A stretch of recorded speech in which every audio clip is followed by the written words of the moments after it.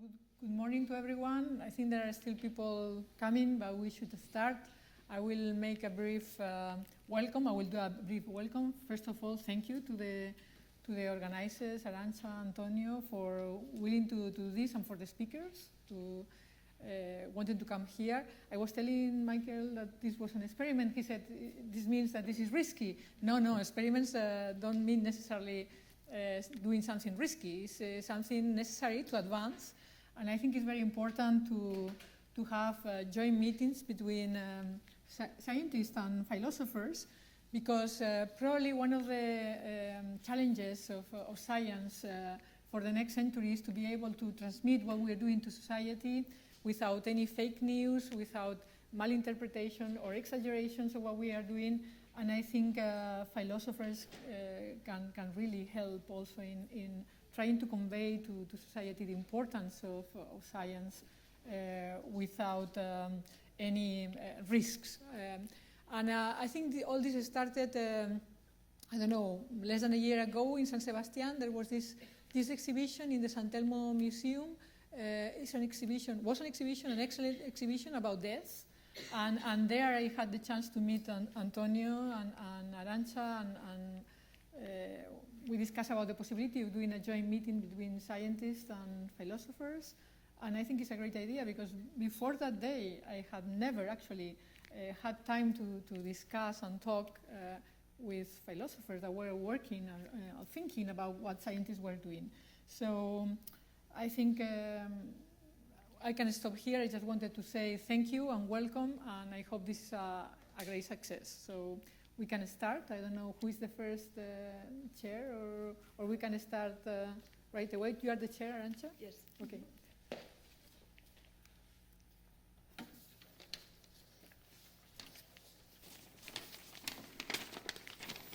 Okay, so buenos días. Good morning, everyone. So our first session is on aging, enhancement, and human nature at the age of transhumanism.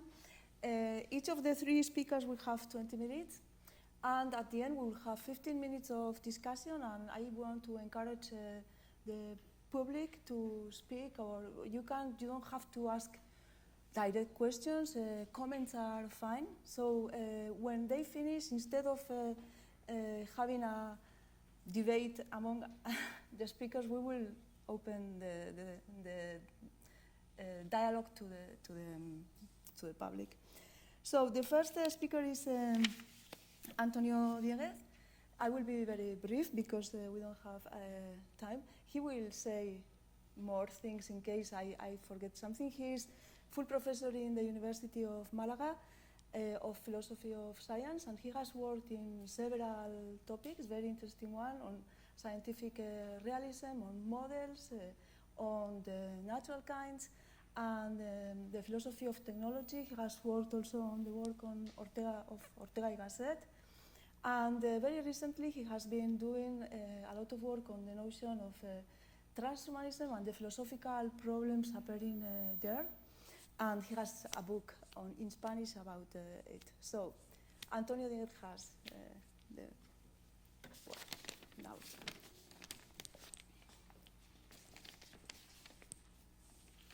Thank you very much, Arantza, for your presentation.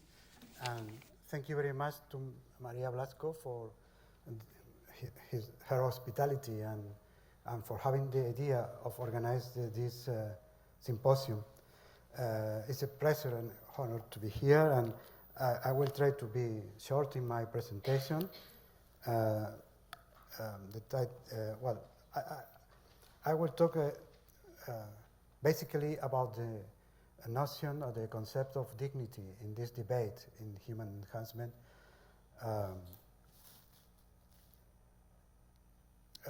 This is a very common question in the debate in human enhancement. Should we ever edit the human germline? And we have several answers, but the most frequent is never. People who think that are named bioconservative, and you can find bioconservative in the right, in the political right, and in political left.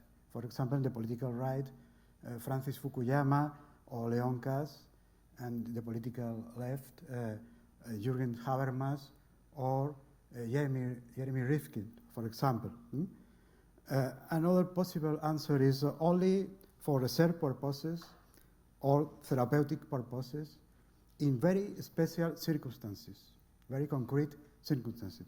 For example, this is the position of the National Academies of Science, Engineering and Medicine in the document titled Human Genome Editing, Science, Ethics and Governance.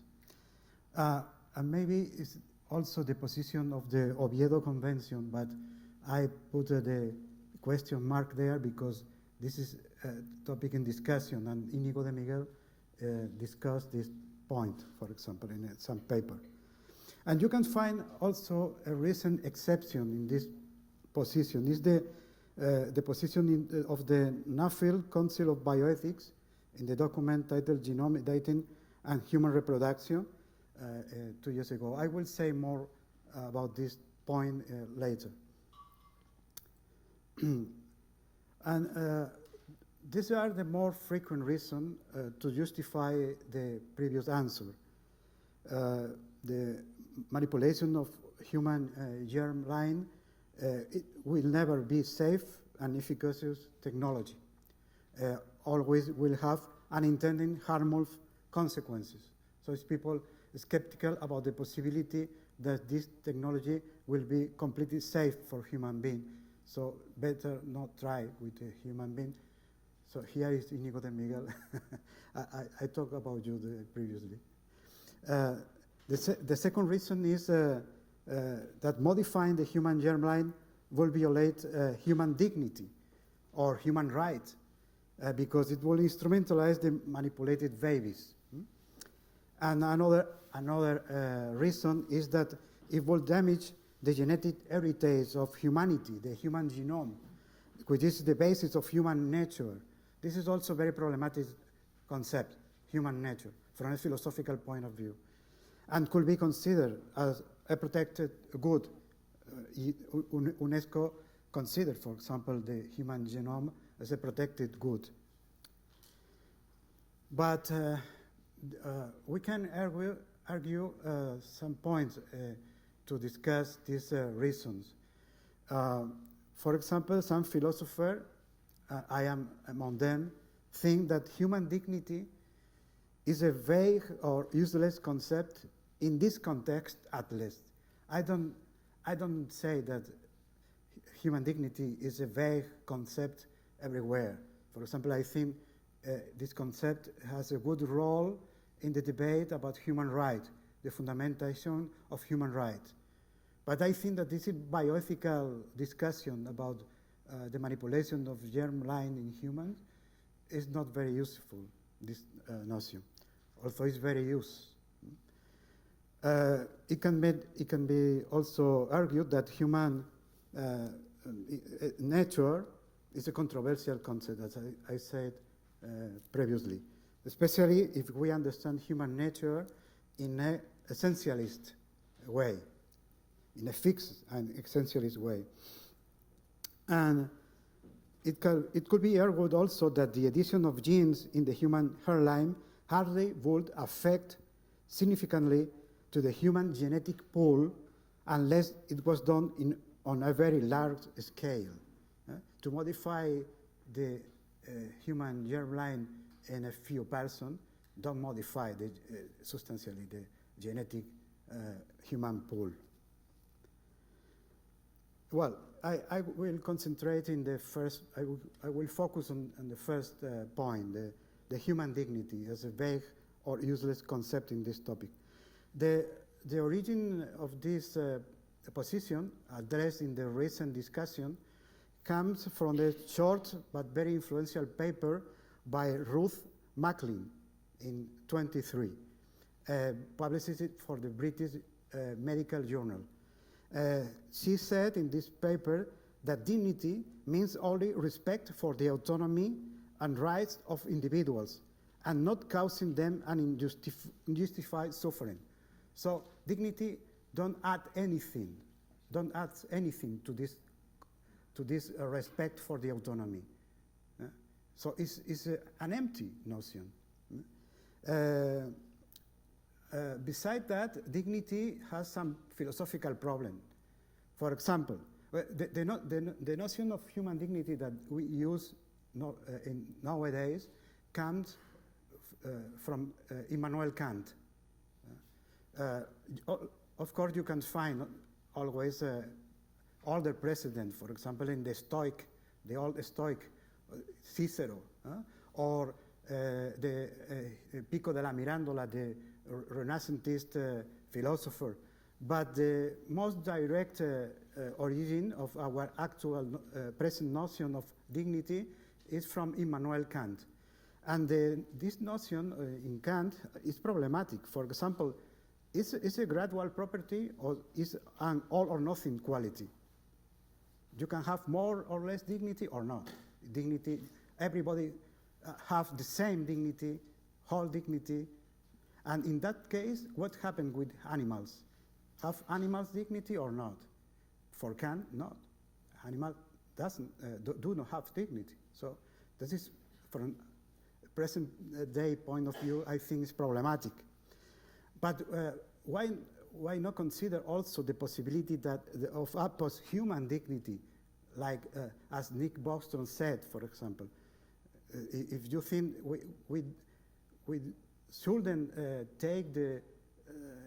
we shouldn't modify the human germline because this can lead to a post-human species. This post-human species has no dignity. It can even have more dignity, but it's a possibility, a conceptual possibility. In which sense this manipulation of human genome violates human dignity? I think this is the most important point here.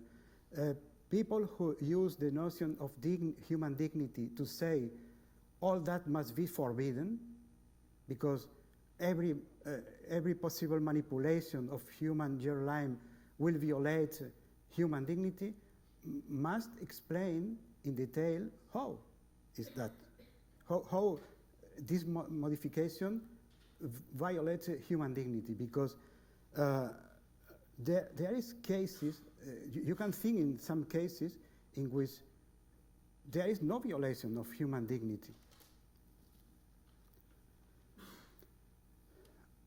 Of course, there is cases very clear of instrumentalization, possible instrumentalization of human being, so that are cases that violate human dignity. For example, ad hoc genetic modification following the most absurd whims of parents, reflected in phenotypic qualities that are limiting or even seriously damaging to the development of a normal life, or that prevent physical or mental activities, or cause disgust of social rejection. The idea of babies a la carte. For example, selecting the genes to be an excellent piano player just because the parents are very kind to the music, piano music and so, or the genes to have a ridiculous phenotype.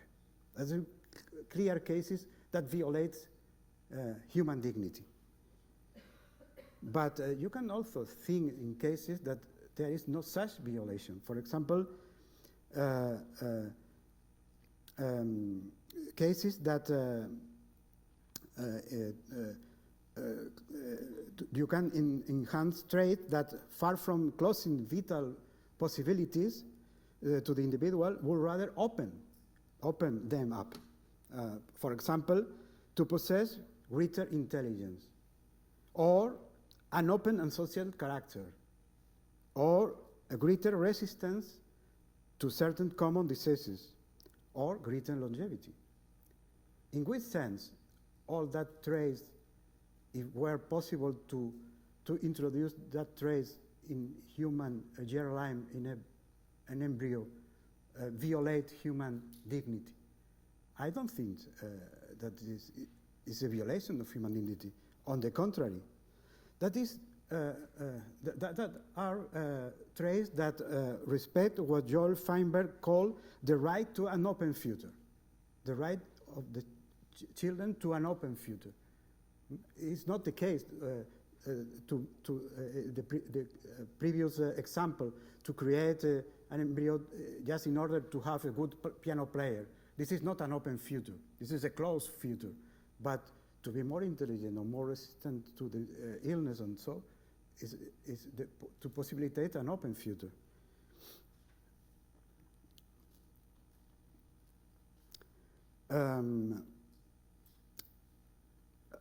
In the case of therapeutic use of genetic edition, I think there is less problem. Few scientists or few philosophers will say that this should be forbidden. The only reason, because people are skeptical nowadays about this possibility, is because it's not yet safe. But if you, in the future, probably we will have a better technology, and the therapeutic use of this technology, even in the human germline, I think will be accepted. I think the law, in the international law, probably will change that in the future. But even for some enhancing uses of genetic editing in humans, it can be seen. You can think in possibilities that don't violate the human dignity.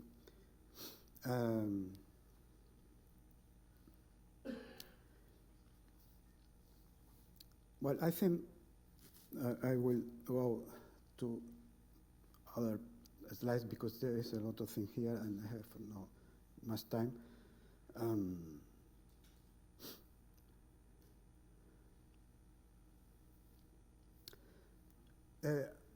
Some people say even that human genome has dignity, and so is a reason to preserve human genome. I think this is a very strange position.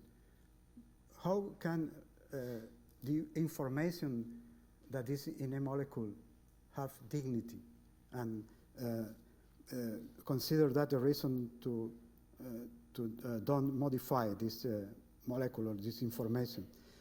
I think it's very difficult to justify that. And on the other hand, why should a natural occurring harmful mutation be protected while a beneficial modification produced artificially should be rejected? If we have naturally mutation in our genome, so that belongs to the human genome, that mutation should be protected. And if we can modify this mutation artificially, that is a bad thing, that is immoral, that is injustifiable from a moral point of view. I think this is also very strange position. And Íñigo de Miguel, in a paper, in a recent paper, said, I think he has go to the point here that if any modification in the genome that affects the germline is contrary to human dignity, then radiation therapies and chemotherapies which can cause germline mutations should be prohibited from a strict point of view. Of course, the answer will be, but these are unintended consequences. But as Íñigo said in the paper, well, maybe are unintended consequences. But if you think that human dignity is so important, even in this case, in unintended consequences, should be avoided. Should be avoided. Well, I think this is the final point. Two texts, two quotes that can support what I said about the the irrelevance of the notion of human dignity, or in this debate. The first one is a text from the Nuffield Council of Bioethics in 2018, and said like that. We consider the claim made by some that editing the genome of one's descendants might amount to an infringement of human dignity. We do not find the concept of human dignity helpful in this context. In our view, what is morally important about human beings is not dependent on the possession of a particular set of genomic variation. We find the concept of the human genome to lack coherence in any case. We conclude that so long as editable genome editing interventions are consistent with the welfare of the future person and with social justice and solidarity, that is important, they do not contravene any categorical moral prohibition. And the final text is more recent from the German Ethics Council, intervening in the human genome, and said, "It is the human germline inviolable? Any reflection on germline intervention begins with the fundamental question whether the human germline may be interfered with at all, or whether it is categorically inviolable and therefore basically precluded from any genetic engineering intervention." The answer of the German Ethics Council is a unanimous no to this categorical inviolability. It based its answer more particularly on the following reason. The germline, as such, cannot be the object of the substrate of the protection of dignity of life. Both must refer to a concrete or at least potential person. Furthermore, whilst direct intervention always requires a special justification and verification, the germline is nonetheless constantly being altered as a consequence of natural processes and human action. Consequently, prima facie arguments in favor of naturalness lack conviction. Ethical concept, naturalness. Well, thank you very much.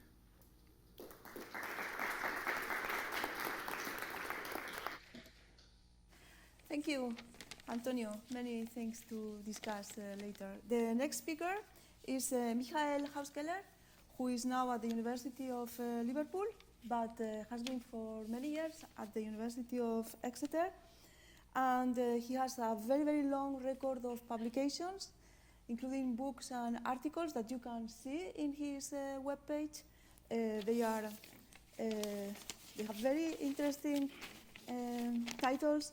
And the last one, 2019, is The Meaning of Life and Death, 10 Classic Thinkers on the Ultimate Question, Mythologies of Transhumanism, 3 years ago, Sex and the Posthuman Condition, 2014. Very interesting. Michael, it's you.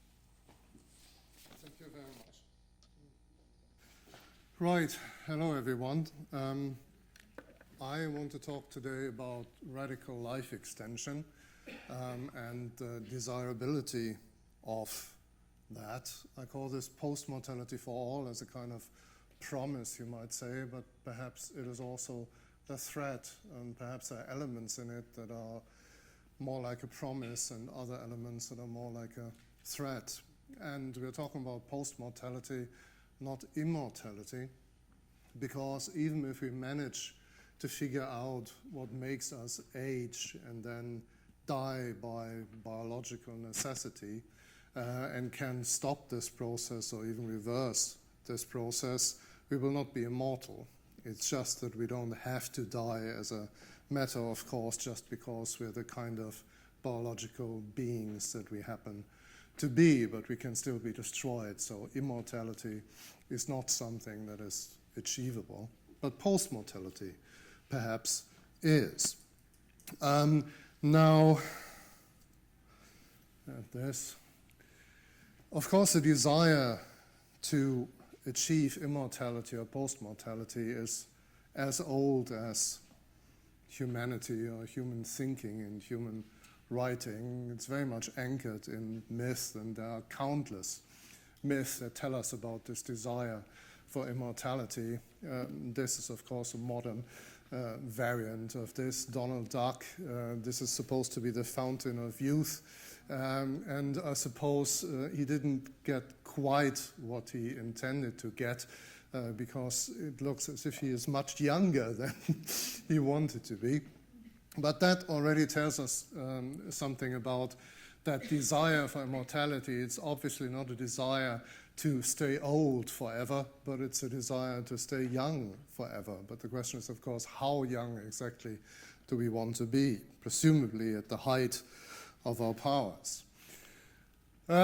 So we have myth on the one hand. On the other hand, we have science, modern science, 20th century, 21st century science, and they are working very hard on trying to figure out what causes aging, how can it be stopped, and how can it be possibly reversed. And that is a scientific question. There is no reason to assume that science will never be able to answer those questions and actually solve the problem, because aging is a biological process. And so it's, in theory, it's scientifically accessible. So there's no mystery about this. So we cannot say this is never going to be possible. We don't know, right? Perhaps science will figure it out. Perhaps we'll figure out very soon, and then something can be done about aging. So that is not really for me as a philosopher, the interesting question. The interesting question is it something we should strive for? Is it really desirable to do that? And that brings us to, not quite to philosophy yet. I wanted to show you these quotes. 20 years old, a book by Ben Bova, Immortality, How Science is Extending Your Lifespan and Changing the World. It was already 20 years ago that people thought that science would soon solve the problem. And Ben Bova said physical immortality is within sight. There are people living today who may extend their lifespans indefinitely. The first immortal human beings are probably living among us today. You might be one of them. You might be one of them, right? Of course, no one can prove that this is not true, because we're all still alive, and who knows, perhaps we are going to be immortal, or rather post-mortem. So that is science, which may or may not solve the problem. And then there's philosophy, which we also need in order to determine whether that is a goal worth achieving and worth pursuing. And there are those who call themselves transhumanists, who are spearheading the radical human enhancement movement, the idea that we should use modern technology, already existing technologies, and soon to be developed technologies in order to improve the human condition. Not by changing and improving the environment, but by changing and improving ourselves, right? And transhumanists are very much in agreement that death is really, really a bad thing, right? Most people will share this sentiment. Most people will see death as an evil, as something bad that we'd rather avoid as long as possible. But transhumanists go a step further. They think death is the greatest evil. So nothing is more important than to figure out how to overcome death. Nothing else. So transhumanists usually think that we should put all our money and all our resources and all our thinking into figuring out how to overcome death. Okay? It's the greatest evil after all.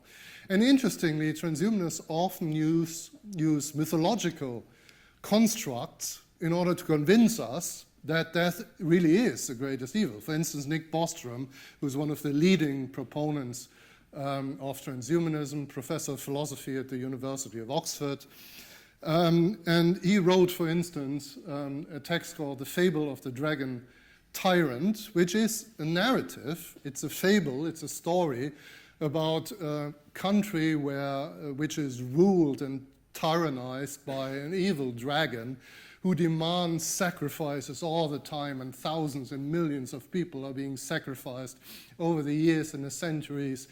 And eventually people don't like it, right? And sometimes they complain about it, but no one really dares do anything about it. And then eventually people get convinced, and the king gets convinced, and they attack the dragon and eventually kill the dragon. Then everyone is happy. Finally, you have reached this. And in case you haven't understood the message, Bostrom helpfully adds a little explanation, like you find in the fables of La Fontaine, for instance. It explains what it's about. The dragon is aging, and our reluctance of killing the dragon is really bad. And eventually we do it, and then we will all be happy. So that is the sentiment that is there behind it. So we have science that tells us, well, perhaps it is possible, perhaps we can figure it out. We have myth that tells us, yes, this is really something we want. And we have philosophy, at least transhumanist philosophy, that tells us, yes, it is a good thing, a really good thing. We ought to do this. And if you put philosophy and science together, then you get to concepts like death is a disease. Right? For instance, here's a quote from Zoltan Istvan. Zoltan Istvan is an American transhumanist. In 2015, he toured the United States with his immortality bus, trying to convince people to make him president of the United States as the presidential candidate of the transhumanist party. Actually, I read yesterday that he's again trying now for the Republicans to challenge Trump at the next election. Well, perhaps he would be a better president than Trump, I don't know. But anyway, he wrote a novel, The Transhumanist Wager, which is a horrible novel as a novel, right? From a literary standpoint, it's horrible. But it's very interesting about what transhumanism is, right? And the ideas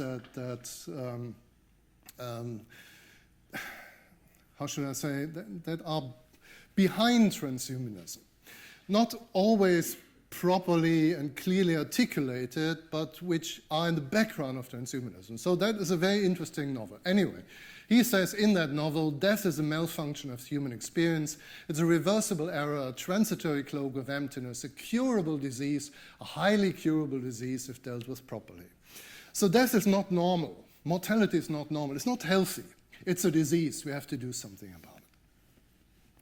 And there are countless companies who work on doing that, on solving the puzzle. For instance, Google's Calico, founded in 2013. Their mission is to combat aging and death, to harness advanced technologies to increase our understanding of the biology that controls lifespan. So the question for us is now, is that a good thing? Should we go there? Should we try to achieve this? What if that were possible? What are the consequences? Now, it looks as if this were clearly a good thing because, as for instance, Nick Bostrom argues, life is good. We value life, right? So how can it possibly be wrong or not desirable to have more of it, provided that it's a healthy life, it's a relatively useful life, right? So we are not talking about old age that is prolonged eternally. We're talking about being at the height of our powers and having more of this kind of life. What can possibly be wrong about that? Also, there are other advantages. You might say, well, people die, right? Other people die, people we love, people that are important for us, and we suffer from these losses. That wouldn't be there anymore, right? So that would be a great thing. We would not have to lose our loved ones. Also, might argue that because we have to die, there are so many things we cannot do. We just don't have the time, right? If we had 200 years or 300 years, all the things we could do with all this extra time would be wonderful. So we have endless possibilities for self-realization if we had a radically extended lifespan. On the other hand, you might say, well, is the assumption that death is bad, let alone the greatest evil, is that correct? Is death really bad? You'd ask, is it bad for us? Is it bad for the one who dies? Right? Is my death bad for me? And we have a very old argument by Epicurus, who argued that death is not an evil at all, because we are not there when it comes. We don't experience our own death. We might experience our own dying, but while we are dying, we're still alive. But death, as such, cannot be understood as harming us because there's no us to be harmed when we're there. Right? Death, therefore, the most awful of evils, is nothing to us, seeing that when we are, death is not come, and when death is come, we are not. I mean, there are various philosophers who try to argue against that, right? But personally, I don't find any of these arguments very convincing. It is very much an attempt to not to accept this. And there are good reasons not to accept it. For instance, if we say death is not really a harm, so then what is wrong with killing people? Right? And we think there is something seriously wrong with killing people. But when we say we're not really harming them, they're dead after all, then we have a problem. Right? So even though I think the argument is quite sound, there's a very strong plausibility in it, it's difficult to accept this. Now the other question is, my death for me, what about my death for you? Is that bad, right? Well, it might be that you are very fond of me, then my death might be bad for you, but for most people, my death is completely irrelevant. Even it might be beneficial.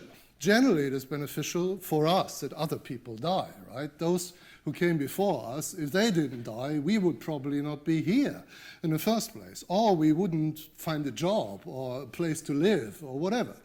So it's good that people die because they make room for new people, and we were once new people, and now we want to have immortality in order to prevent other people from enjoying the kind of life that we have now. So we could construct a kind of Kantian argument and say, we actually owe our existence to the fact that people did die in the past, and therefore we should allow the same for the people who come after us. There are other aspects, and none of them are in themselves persuasive. These are not arguments that I can present to you and say, look, because of that, it's clearly wrong or clearly bad to try to overcome aging and mortality. It's just aspects, considerations that we might take into account when we consider the possibility of having a radically extended lifespan.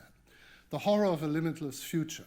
And so the idea, I mean, there is a problem with the idea of having to die, right? No one likes to contemplate their own non-existence in the future. But if you contemplate the opposite, right, imagine that you will live forever. You will never, ever die. That is not really something that you want either. Of course, it's difficult to see a way out there, right? Because either you have to die or you live forever, right? There's no third option. If both are bad, then we're screwed. But however, you cannot really infer from the fact that few people want to die that you want to live forever. Anyway, another consideration. Then there's the possibility of boredom. If you live long enough, then it might happen that you just have enough of it all, right? That you get tired not only of the world, but also of yourself. Being the same person for hundreds of years can be a horrible thing, right? I imagine. Right? So it's not only that you get bored by life, but also by yourself. Of course, that is completely speculative because we haven't done it yet. And of course, those in favor might say, well, you can always kill yourself, right? So you haven't really lost anything. Once you get there and you feel life is not really worth living anymore, you just kill yourself, and then you haven't lost anything. However, do we really want to be in a situation where the only option that we have is killing ourselves? Right? That is perhaps not an option we want to have. Leon Kass, Antonio mentioned him before as one of the bioconservative critics of transhumanism. He argued that what we would lose then is the narrative arc of rise and decline that defines human life mostly. And of course, it's not easy to see why that is necessary, why that is a good thing, right? But perhaps there is something to having a narrative structure to life. But again, it's fuzzy, it's vague, it's not definite, right?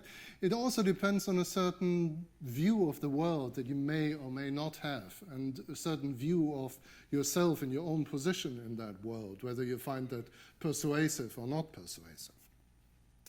Another possibility is that our fear of death might actually increase if we no longer have to die, right? Because now we know we have to die, right? We might fear death, but we know it will end someday. But if we know that actually we don't have to die, right? We could go on.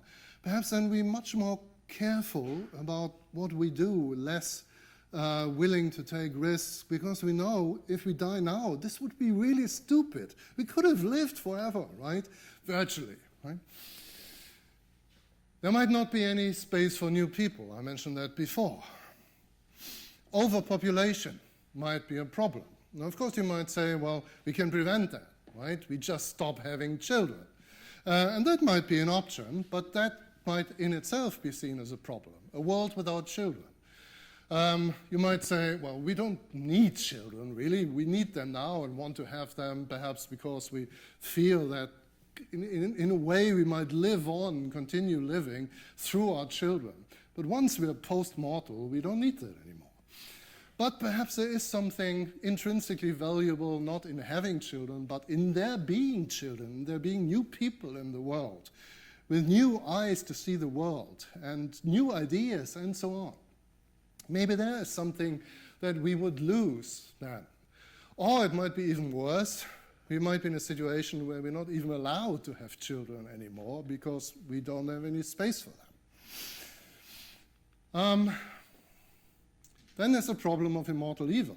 Now at least the bad guys die at some stage, right? But then we might have them around forever. Okay, so point of this all is death is not always an evil, might not always be an evil. There are many good sides to death as well.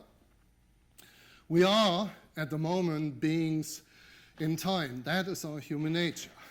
Now, of course, there's nothing sacred about human nature.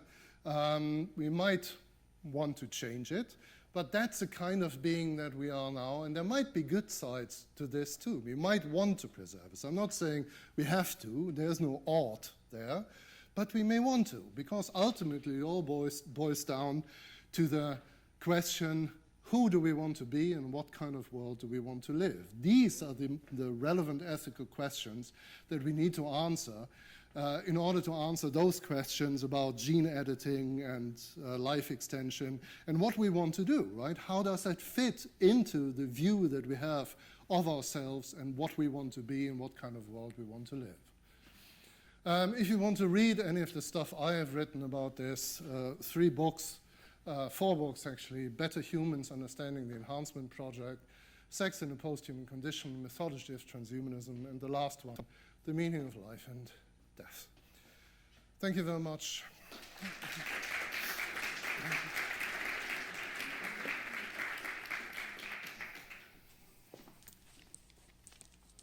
Thank you, Michael, very much. The first speaker in this session is Maria Blasco. She is currently the director of this center, the National Center for Oncological Research.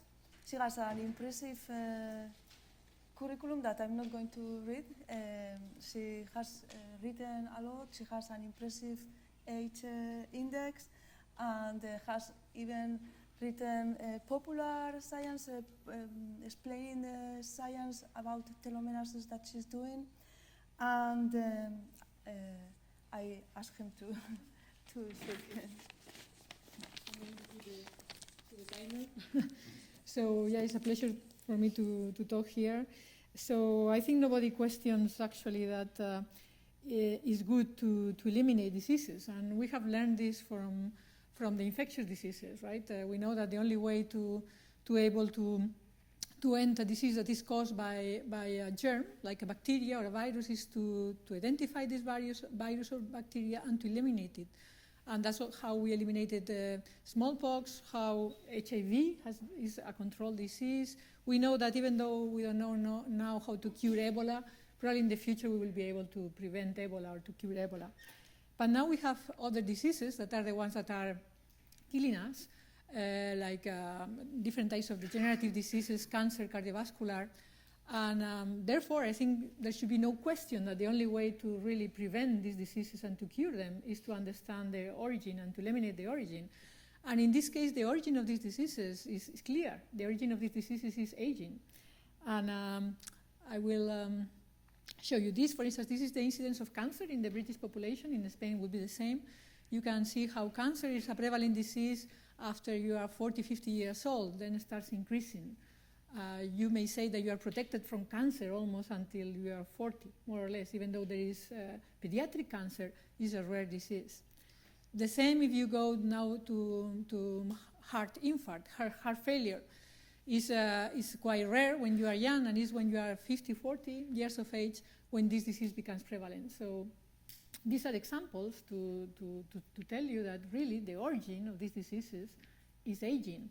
And the same way we want to kill a virus to prevent disease, we should be able also to prevent aging in order to be able to cure these diseases or to understand aging. This is a biological, very interesting problem, but it's also a problem for humanity. So the fact that there is a demographic aging, and you can see here the projections of the world and Spanish population. In 2050 in Spain, a third of the population will be more than 65 years old, so an age at which these diseases will be prevalent. So this is going to increase the incidence of disease. For instance, these are the projections for Alzheimer in the world. And this is because we are living more years, but we are still aging, and this means that these diseases will increase the incidence. So therefore, it's very important to understand aging. So how do biologists view aging? We view aging as the cause of these diseases. The diseases are the consequence of this aging process. Aging can be determined by the genes, also by the life habits. The genes is clear because different species have different longevity, so this means that the genes determine aging. But within a species like humans, the habits also can determine this speed of aging. If we know the causes of aging, then we can have ways to prevent aging, biomarkers for prevention or prognosis, but we should, in theory, be able to delay aging. We should, in theory, be able to design interventions that would make live young for longer times, and to delay not one but many different diseases at once. So this would be the idea. You may think, well, aging is something so robust that has been, selected through evolution, and it's going to be very difficult to modify human aging because it's a very robust process. But if you look at nature, nature tells us that aging is very flexible. You can have species that live very little, others that can live thousands of years, like some species of plants. You can have even species that are very similar, like a mouse and, for instance, a bat, and they have very different longevities, which is telling you that just with a few changes, genetic changes, you probably can impact in longevity. Here are humans. Humans are not the longest-lived mammals. There are mammals that live longer than us, like whales, for instance. Then you have animals that can live up to 400 years, 500 years, thousands of years. Some of them, like the hydra, they are the jellyfish, some types of jellyfish, they are virtually immortal. Immortal not because they can die, I agree with the previous talk, but they can live forever, basically. So there is this example of this shark. I think I like a lot this example because it's very illustrative. They can live up to 400 years. They are big animals. And they are sailing the seas. So a shark was found with 420 years, more or less. This was born the year that the first circumnavigation was completed by Magallanes and Elcano. So, but what do we know about aging? In the last, I would say, 20 years of research, we have learned some of these causes of aging, molecular causes of aging. This is a review in which we discuss some of the molecular causes of aging. And in particular, I've been working with one of them. I don't know why the slides appear like that, sorry, but I've been working with telomeres. So telomeres are structures that protect our chromosomes. And life is designed in such a way that every time that a cell divides to regenerate the tissues, these telomeres become shorter. This is because the mechanism for replication of DNA is imperfect, and the telomeres become shorter. And this triggers also other causes of aging. In order to allow generations, there is an enzyme, which is called telomerase. Telomerase is able to reset telomere length within a new embryo and re-elongate the telomeres, and this new individual will have telomeres long enough to have a normal life. So in this manner, species are, have different generations thanks to this telomerase enzyme. But telomerase is shut down when we are born, and this triggers this telomere shortening, and we think that this telomere shortening is one of the causes of aging. When telomeres become critically short, this causes aging and disease, and ultimately death. So we know this is true because there are human syndromes, people that are mutants for telomerase, and they are born with shorter telomeres than normal. They are going to die prematurely from a number of diseases that are characterized by the lack of the ability to regenerate the tissues. But we know that even in the normal individuals, that the ones that have normal telomerase, also telomere length has been found to have this biomarker value. So it has a prognostic value, and individuals that have shorter telomeres, they are at risk of dying from age-related diseases. Before even these human diseases were found, actually I contributed together with my supervisor in the US to demonstrate that if you actually remove telomerase from a mouse, you make a knockout for this gene, these mice have shorter telomeres than normal, and these mice age prematurely. So this was telling us that short telomeres are sufficient to induce aging. And this is because they block the ability of stem cells to regenerate the tissues. So at least in humans and in mice, telomere shortening is determining longevity. More recently, this summer, actually, we started a collaboration with the zoo in Madrid to see whether these short telomeres were determining aging in other species, not just in humans and mice. And we measured telomere length in many different species of birds and mammals. And actually, we found that the rate of telomere shortening could be fitted into a power law equation. And it was sufficient to predict the lifespan. So the faster rate of telomere shortening, the shorter longevity. And you can have a species, for instance, like elephants and flamingos, which are quite distant in terms of evolution. One is a bird, the other one is a mammal, that they share the same rate of telomere shortening. And they also share the same longevity, even though they are not so close in terms of genes. We are closer to a mouse than to a flamingo. So this is telling us that this trait is also an epigenetic trait that is determining longevity. And you can be distant from a species genetically, but you can share this rate of telomere shortening, and you're going to have a similar longevity. In my lab, we have been trying to find ways to elongate telomeres as a way to delay aging, of course, and to be able to cure diseases associated with aging. And in 2008, we generated, these are transgenic mice. The germline is modified, in which these mice overexpress telomerase throughout their lifespan. They also overexpress genes that protect from cancer, and we were able to see that these mice could live longer.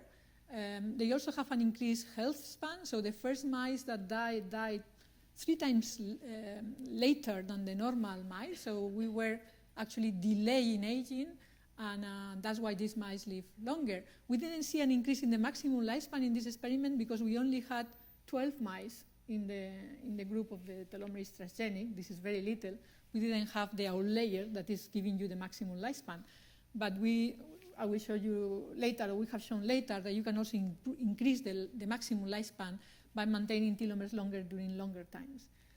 So far, we cannot do human transgenics, even though this may be something acceptable.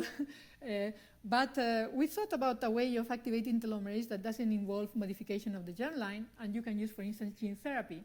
Gene therapy, you can use viruses, for instance, to deliver genes into the adult organism and see whether this has an impact in disease. In our case, we reasoned that aging is produced at least in part because we don't have telomerase in the adult life and our telomeres shorten. So therefore, if we would be able to activate telomerase in an adult organism, we should be able to delay aging, like we have shown with the transgenic experiment that I showed you. And we use adeno-associated viruses. These viruses are non-integrative, so they are not going to integrate in the genome, they are not going to mutate the genome, and they are going to express telomerase only for a few cell divisions, because after a few cell divisions, this virus will be diluted out because they are non-integrative. So we thought this was a good idea to express telomerase just a few cell divisions to see whether it was sufficient to elongate telomeres and to provide with extra life to the adult cells of a mouse. So we did an experiment in 2012. We took mice that were 1 year old or 2 year old. We gave them a single intravenous treatment with these viruses, only one injection intravenous. Then we waited, what happened with these mice. So we found that the mice that were treated with telomerase, they had longer telomeres, lower DNA damage, and we were able to delay not once, but many different age-related conditions at once. So these mice had less osteoporosis, less cognitive decline, better glucose metabolism. Cancer, which was very important for us, was also delayed. Why? Because cancer is a disease associated to increased DNA damage accumulated with life. It's also an age-related disease. So if you are maintaining an organism with longer telomeres, there is less DNA damage, and also cancer was delayed. Is there anything bad happening to these mice? No, because they are living longer. The 1 year old lived 20% longer, and the 2 year old at the time of treatment lived up to 13% longer. Also, the sooner you treated the mice, the better was the improvement in the longevity in this experiment. Of course, we have not done this treatment at different ages and see which is the best age to do this. This was just a proof of concept. So, nevertheless, we wanted to show this in a different way because we were worried about this cancer thing, and we came up with a different approach. In this case, it's a completely epigenetic approach, no genetic manipulations. In this case, we know that, as I told you, telomerase is activated in the blastocyst, and there is where telomeres are re-elongated and the telomere length of the new individual is determined. And with this telomere length, this individual has to live. And we know that in this stage, there is high telomerase expression. The telomeres are in an open chromatin conformation that allows for extension. And we thought this was very interesting, and it was very interesting that you can take these cells and grow them in culture. You can grow the embryonic stem cells, or you can grow the so-called induced pluripotent stem cells. You can take a cell from an individual, generate a pluripotent cell, and grow it in culture. And we found in my group that these embryonic stem cells and induced pluripotent stem cells, if you passage them in culture, the telomeres kept growing. But they kept growing beyond the natural length of the species. So they became longer than the telomeres you find in the blastocyst. And we call these telomeres ultra-long telomeres, and we use these cells to generate mice that are going to have cells with ultra-long telomeres. So we use these cells to generate mice that are chimeric and that have a percentage of cells with ultra-long telomeres. So we took A-cell morula embryos, we aggregated these cells with hyperlong telomeres. This contributed to the embryonic development and to the adult tissues. You can see here, for instance, the eye of these mice. In green are the cells with ultra-long telomeres. You can see just by eye the telomeres in red color. They are much longer than the normal non-green areas. So this is a chimeric eye. So we generated mice that were between more or less 30-70% chimerism, or 30-70% of the cells with these hyperlong telomeres. And the question is this good or bad, right? And the answer is these mice are living longer, and they also are protected from cancer. They have less cancer. So having longer telomeres than normal is not bad. It's actually making you live longer and being cancer protected. Of course, this is only a 30-70% chimerism. Now we generated mice that are 100% chimera. So 100% of the cells have hyperlong telomeres. We also saw increase this was published this year. We also saw increase in the lifespan. They are cancer protected. And we also found other things that we didn't find in the previous mice. We found that they are also protected against obesity. So they are leaner. They accumulate less fat with aging. They have an improved glucose metabolism, which is another trait of aging. I mean, and having a bad glucose metabolism. And we also found that, for instance, the mitochondria which is also very important for aging, was better. So there were higher numbers of mitochondria, etc. So we have been able to basically demonstrate that the short telomeres are one of these causes of aging, because if you maintain telomeres for longer times, and you can do this either with the telomerase gene therapy or telomerase transgenic mice, or you can do it in the absence of any genetic modification, just with epigenetics, we are able to really delay aging. So I would argue that this is one of the molecular causes of aging. So what we are doing now is, because we cannot, it's not possible to run a clinical trial to delay aging. This is difficult. There is one trial that has been run in the US. Now there are trials with pets, for instance, with dogs in the US, where they are being voluntarily, dogs, well, the owners of dogs can put their dog in a trial with rapamycin, for instance. That is something that extends the lifespan in humans. But because this is not yet there, what we are doing is to see whether this telomerase gene therapy is able to work in the treatment of age-related diseases. If these diseases are caused by telomere shortening, in part, then we should be able to slow the progression or stop the progression of these degenerative diseases by treating these diseases with the telomerase, right? And we are doing this, generating mouse models for these diseases. We did it for heart infarct in 2014, for a plastic anemia model associated to short telomeres, and in 2018 we did it for a model of pulmonary fibrosis. And this is a very prevalent disease, and actually we know that there are familial cases, and they have fibrosis in the lungs because they are mutant for telomerase. They can also have fibrosis in the kidney, in the liver, and therefore this is our reasoning, and I will be stopping soon. But this is, I think, a paradigmatic sample of which is the idea of understanding aging to cure disease. So we know that short telomeres, aging, is at the origin of the disease. They may synergize with other DNA damaging agents, and this causes the death of the lung cells, the alveolar type 2 cells in the lung, and this impairs the ability of lungs to regenerate, and then because you cannot regenerate, you have this immune recruitment, fibroblast recruitment, and you have a fibrosis. We are treating now patients with drugs that are blocking this fibrosis, but they are not curing the disease. So these patients don't even live longer. I mean, it's a treatment that is very expensive. Patients are being treated, but it doesn't work. And we think it doesn't work because you are not really targeting what you should target, which is whatever molecular cause of aging is causing this disease, in this case, the presence of short telomeres. And what we have done is to have generate a mouse model for this disease, treat these mice with the fibrosis with the telomerase gene therapy, and we have been able to see that the mice that we treat with the telomerase gene therapy, we can basically completely eliminate the disease or to reduce the progression of the disease. So, and I will finish here. So basically, this is telling us that only if we treat the cause, like the same with the remember the infectious diseases. The only way to cure an infectious disease is to attack the origin, right? The same for these diseases, right? At least in the case of pulmonary fibrosis. And we have seen also that this treatment is safe, because even if we, at the same time that we treat a lung in mice with telomerase, we induce an oncogene, and this is my last slide.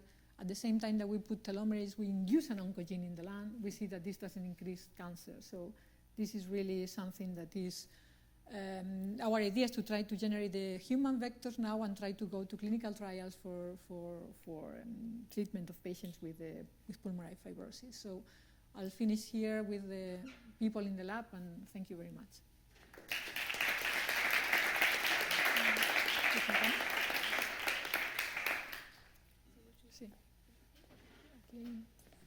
So we had 3 very insightful talks.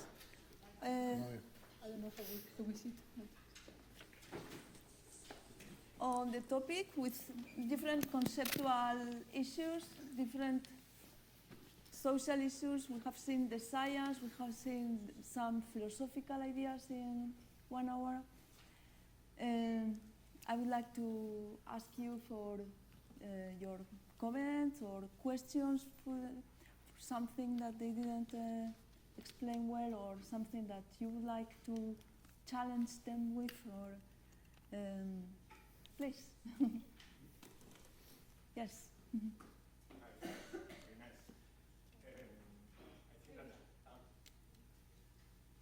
Nice.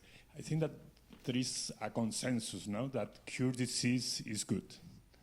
But there is not such consensus saying that extended lifespan is good. But one is the consequence of the other. Absolutely. Then what's your opinion? Because at the end, at the public, you say, okay, we are going to prevent age-related disease, but at the end, the thing that you are doing is extended lifespan. What's your opinion about that? Well, I think we can all answer, but if I start, I would say that that actually we learn. I mean, at the beginning of aging research, what we wanted to do, all of us, was to extend the lifespan, right? You wanted to extend the lifespan of a worm, of a fly, of a mouse, and then we learned that they were living longer because they were healthier during longer times, because we were delaying disease. And actually, this is exactly what happened. They live longer, not because they are old for longer, but because they are young longer time. So this is obvious. I don't know. So if I understand you correctly, what you're saying is there a tension between wanting to curing disease and in the process and inevitably securing some kind of enhancement? And if enhancement is bad or not desirable, but the therapy is good, you have a kind of paradox there? Is that what you're saying? Yes. Yeah. You're right. I don't think any of us, and certainly not me, thinks that enhancement is generally bad or wrong. It's just what I'm concerned about is the hype,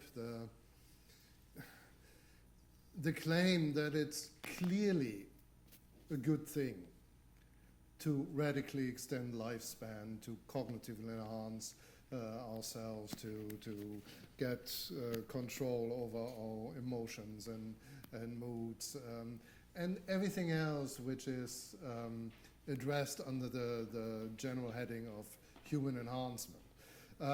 It often seems so commonsensical to say, yes, obviously this is something we ought to do. Right? Intelligence is good, so more intelligence is obviously good. Life is good, so more of it is good, right? So I'm concerned about this kind of logic. Obviously, I wouldn't say we shouldn't cure cancer. And if working on aging is the way to do that, I'm not standing here and saying, well, you shouldn't be doing that. That is wrong. So I'm not quite sure what position I should have here. All I'm concerned with is the idea of not having to die. Is that something we should aspire to? Well, obviously, Maria is, for instance, is not aiming at that, right? She is aiming at finding cures for certain human diseases, right? And that happens to be connected to the process of aging. So the goal is very different. So I think... But my point is that the goal is a direct connection. I mean, it's not very different. I mean, my point is that if you cure disease, or you cure age-related disease, the consequence, the direct consequence, is that you extend lifespan. Mm-hmm. You do this post-mortality human. This is, I mean, it's not different problems. It's the same problem, or the same question. This is my point. Can I ask you whether you would stop trying to cure disease? I mean, this is the point of doing this thing, because it's a very important question. I mean, the question is that we all are going to die because we all are going to have a disease. Mm-hmm. If we are not going to have this disease, then, I mean, the disease is necessary to die. Mm-hmm. It's a need. I think that your question shows very well why the sharp distinction between therapy and enhancement is not a good distinction, because with the therapy you can also achieve enhancement, for example. I think here what maybe will be the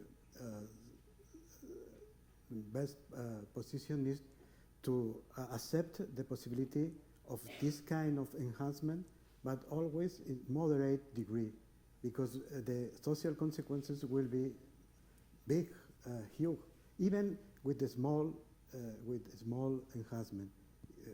Only to extend the lifespan in 10 or 15 years will have a lot of social consequences. So I think we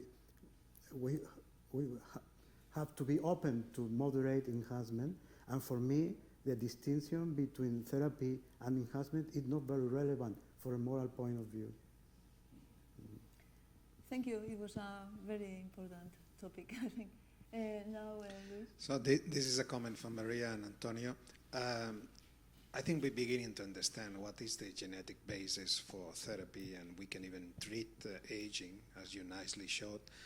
But I have my problems to understand how do we apply this to enhancement, because most of the examples that are regularly used would far from understanding the genetic determinism of intelligence, of a particular social behavior.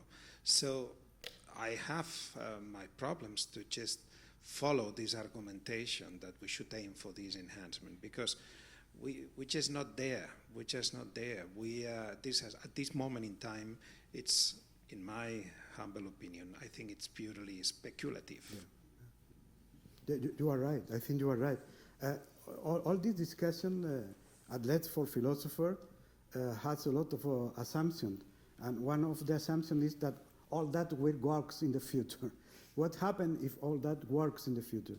But of course, there is a possibility that that never works completely, because one of the reasons is that, because sometimes one of the assumptions is the genetic determinism. For example, in the intelligence, as far as we know at the moment, intelligence is controlled by thousands of genes. Well, one of the recent studies said, and they claimed 40 genes that they were contributing to some extent to intelligence. But I mean, there's a lot to be said there. Yeah. Yes. I have a comment on your talk, Michael. That was very interesting. But I remain quite concerned, because I'm afraid to be resurrected someday against my own will. Because your assumption somehow was that being alive is always better than being dead. So if this is the point, and we manage to resurrect people, then we will have a kind of moral obligation to do so, because we will be doing something good. And even if I were to say that I don't want to be resurrected when I die, that kind of informed consent will not serve for the future, because all the opinions that we make depend on the circumstances that we live. So I can say that I don't like my life today, but if everything changes in 50 years or whatever happens, my former opinion is not valid, because I could only make an opinion about my life when I was alive. But when you are saying we have a new scenario, then you should presuppose that it will be better for me to be alive, and only when I see this new life and know about what's going on there, I could just tell you, no, I prefer to go on being dead. But if this is true, you should be continuously resurrecting me each and every time, just to show me whether, well, things have changed and I'm now happy with life and so on. So in my opinion, resurrection is much more conflicted from a moral point of view than the question of, making life lost some more. Sorry, what kind of resurrection are we talking about here? I don't know so many. I mean, maybe we should destroy with a soft resurrection. Is it really possible? Maybe to resurrect them. People that are freezing Are you talking about cryoconservation? I think so. Right? That's Like not you're real, having the body or your brain frozen or whatever the technology is, in the hope that in the future they will be able to reanimate your body. Well, transhumanists, again, are very much in favor of this idea. They realize that perhaps Maria won't be able to solve the puzzle I don't believe in time yet, so they die. But at least perhaps in future, in 100 years or so, then we will be able, if the body is still there and still preserved, freezing to is never a reanimate problem. it. Freezing is But the never a question for problem. me then is, why are the people in the future going to do that? Why would they want to resurrect you? No reason at all, right? Maybe they managed to know me. They consider that it might be an interesting resurrecting this Maybe, man. if you have a use, yeah. I don't know. No, but anyway, if you think that being alive is better than being dead, We have make another it. question, Henrik. Yeah, it's a comment and question. So it's possible today to live for 90 or 80 years quite without disease. It's possible, and then die. So, right? But in order to sort of radically extend life, you have to medicalize life. You have to medicalize healthy people. That's one of my concerns about this, is that in order to prevent disease in this way and to extend life, you have to make life a health problem. It's probably not enough to just shorten some telomeres. You have to manipulate a lot of factors throughout life in order to extend life. So the question is, how far are you willing to go in medicalizing healthy life in order to prevent disease? Yeah, that's a very good point, actually. I would argue that right now we are living longer, up to 80, 90, even 100, some people, some lucky ones. And we are medicalizing. I mean, this extension, I mean, is because we are being medicalized. I mean, some people are taking long-lived treatments for hypertension or cancer prevention, etc. And this is what is making us right now live longer, aging at the same pace that we were aging, 2,000 years ago. We are aging at the same pace we were aging 2,000 years ago, but we are living longer thanks to medication, thanks to treatments, right? I would argue that maybe you find something. I don't mean that it's going to be telomeres. You find something that you can do a single treatment, and you are going to have an extra 20 years or 30 years because you are going to delay disease and you are going to reach old age in good health. That would mean less medicalization, less treatments than right now, right? If I'm more of science fiction and think about what we have done with the mice, in which what we do is no treatment at all, but we just take the embryonic stem cells and keep them growing, and the telomeres are longer than normal, and then with those cells we generate a new individual that is going to live longer without any treatment, just because we have already provided this individual with longer telomeres at the level of the embryonic stem cells. Then there is no treatment, and you can have an increase in lifespan in mice, which is very significant. Yes, please. So I would like to know your opinion about an aspect of the debate which is related with how broad you think this kind of improvements in lifespan or even modifications in the genome that make individual more successful in some traits. Of course, these kind of technologies are very expensive, and I'm not sure that they can be equally distributed worldwide. So there can happen that some populations will have more access to this kind of improvements, and some other populations will not. So you will have an imbalance worldwide in how these kind of improvements are reached. So this is related with economy and how expensive are these changes. And I would like to know your opinion about how this will be dealt. This is a question for Maria or for the three of them? For whoever. Well, I would say that this is the main criticism to transhumanism. And I think it's right, this criticism. I think there is a real danger that all that kind of enhancement if were possible, are possible in the future, will make bigger the social differences between countries and between people. The transhumanists usually said that this technology will be very cheap in the future, and more cheaper and more available to majority of people. But I am a little bit skeptical about this claim. I think that there is a real danger that in the future the social differences will crystallize in biological differences. That is a very terrifying scenario for me. There are two problems here, it seems to me. The one is regarding the social injustice of the situation where some people have access to radical life extension and others don't. Now that is only a problem if we assume that it's a good thing in the first place, right? Otherwise, we don't have to worry about fairness. The other point here is that, of course, transhumanists would argue that it's with all new technologies or new inventions, at the beginning, only the few have access because it's very expensive to create the thing in the first place. And then it gets cheaper and cheaper, and eventually everyone has it. So if we use that argument, then we could never introduce something new, which at the beginning is expensive. So the point is, it is likely that if it's a good thing, then it's better for the few at the beginning to have it than no one to have it, and eventually everyone will have it. But the other point is the economical consequences of putting resources, more resources, perhaps all resources that we have into this research, because that is what is more or less demanded when we say death is the greatest evil, right?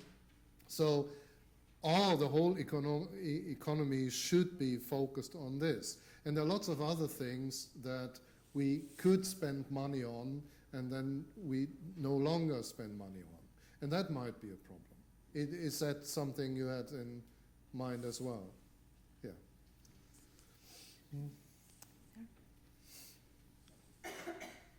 The last question or intervention.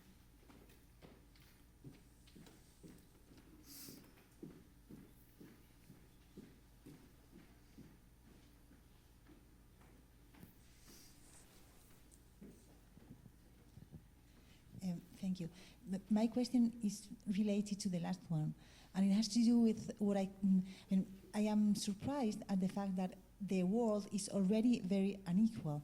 I mean, maybe not within one country, or sometimes yes, but globally. So, in a way, the experiment is already done regarding enhancement and regarding also different lifespan. So I wonder whether philosophers or people in the humanities, they ask or they do research with people who has a lifespan of maybe 50 years old in other countries. In, I don't know these countries actually, but in some African countries, the lifespan is really short as compared to us. So maybe their desires, their expectations, maybe they think that we must really get bored because we live like 90 years old. So I wonder if as researchers, there are some people working with this other population. And also we have a very real human enhancement with education. We all here, we go to school, we go to university, and our minds, our biological structures really do change, as far as I know. So I also wonder whether someone is studying what happens with the biology of people who is not educated at all, and how is this really, these biological differences are crystallized, and if so, would that be a good comparison to what would happen in a post-human future? Sorry, I'm not sure I understood the question properly. So it's not your fault, it's my hearing. Did you understand the question? So it's No, really no, my it's fault. probably it's both my English and the topic, which is not easy for me to explain. No, your English is fine, don't worry. The thing is, I wonder if someone has studied the mind of the expectatives of people who live only, of population where the lifespan is only 50 or maybe 55 years old. How do they feel with that? And how do they feel regarding to us? With people, we are people who live 90 years old. So that's one question. And the other question is, we are talking about genetical enhancement in the future. But I see a real enhancement with a very non-genetic intervention, which is going to school, right? So what happens if you compare people who go to school, like us, with people who doesn't go to school at all, who is uneducated, who can't even read? So that also happens in our world today. And I wonder whether this is being studied from an academical point of view. Okay, if I understand the question correctly, the first one about the state of mind of people who have an average lifespan that is lower than ours, right? Say 50 years. No, I'm not aware of such studies, but that doesn't mean that there aren't any. But can I ask, what do you expect those studies to show? Is there something in particular? Why are you asking this question? You must have some hypothesis of what might happen. Because you said that we might get bored if we live 200 years more or 300 years more. But we have the experiment already. I mean, we are not studying what happens with people who live, or maybe yes, but I don't know. But what happens with the expectatives or with the minds of people who live only 40 or 50 years, and they know that they will not be living longer than maybe 60 years or 65 years. So I just wonder whether this is being considered. Maria will answer. No, please. No, I think Monica, I understand what you are asking, and recently I actually read that one of the reasons why probably now we take more care of the environment, or we're more worried about animals, well-being of animals, environment, etc., is because we are living longer, right?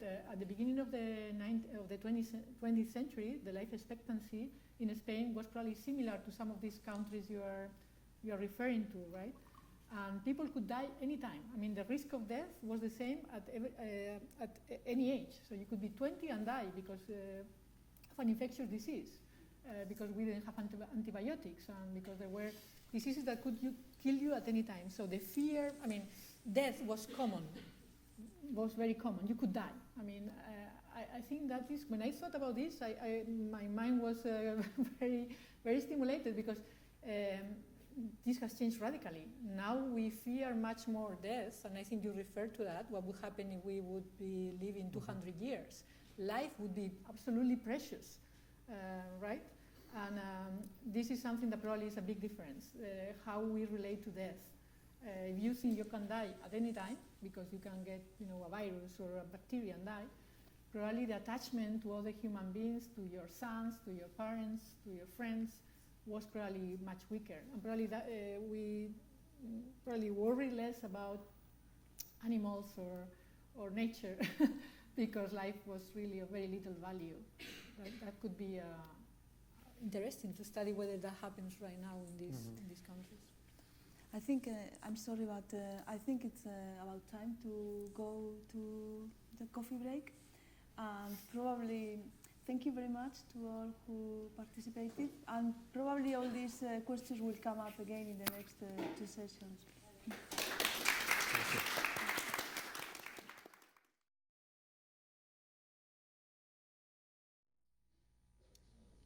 Okay, let's go to start with the second session this morning.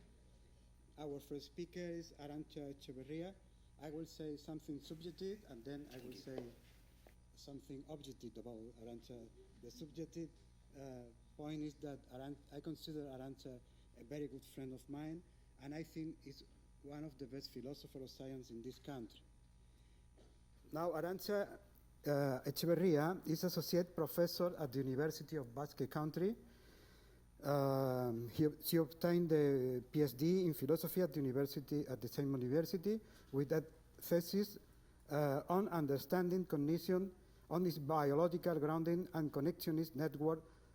It was supervised by Álvaro Moreno, who was the leader of the group until recently, and was a postdoctoral researcher at the University of Sussex in the evolutionary robotic group. In the last year, she has taught undergraduate and graduate courses on philosophy of science, philosophy of biology, and philosophy, science, and society. Now he is in a project on interidentities, ontological and normative aspects of biological, cognitive, and social individuality. Her main research interests are on individuality and autonomy in biology and medicine, biological organization and its evolution from the perspective of Evo-Devo, and classification in science and society. Her current work is on the conceptualization of biological reproduction and pregnancy and relational accounts of living organization. She has collaborated with the Museum of San Telmo in several projects, in an exhibition on death. That was the meeting where Maria met us. Her recent publication can be found in her webpage and in Google Scholar. So thank you for your presentation, Arantza. Thank you.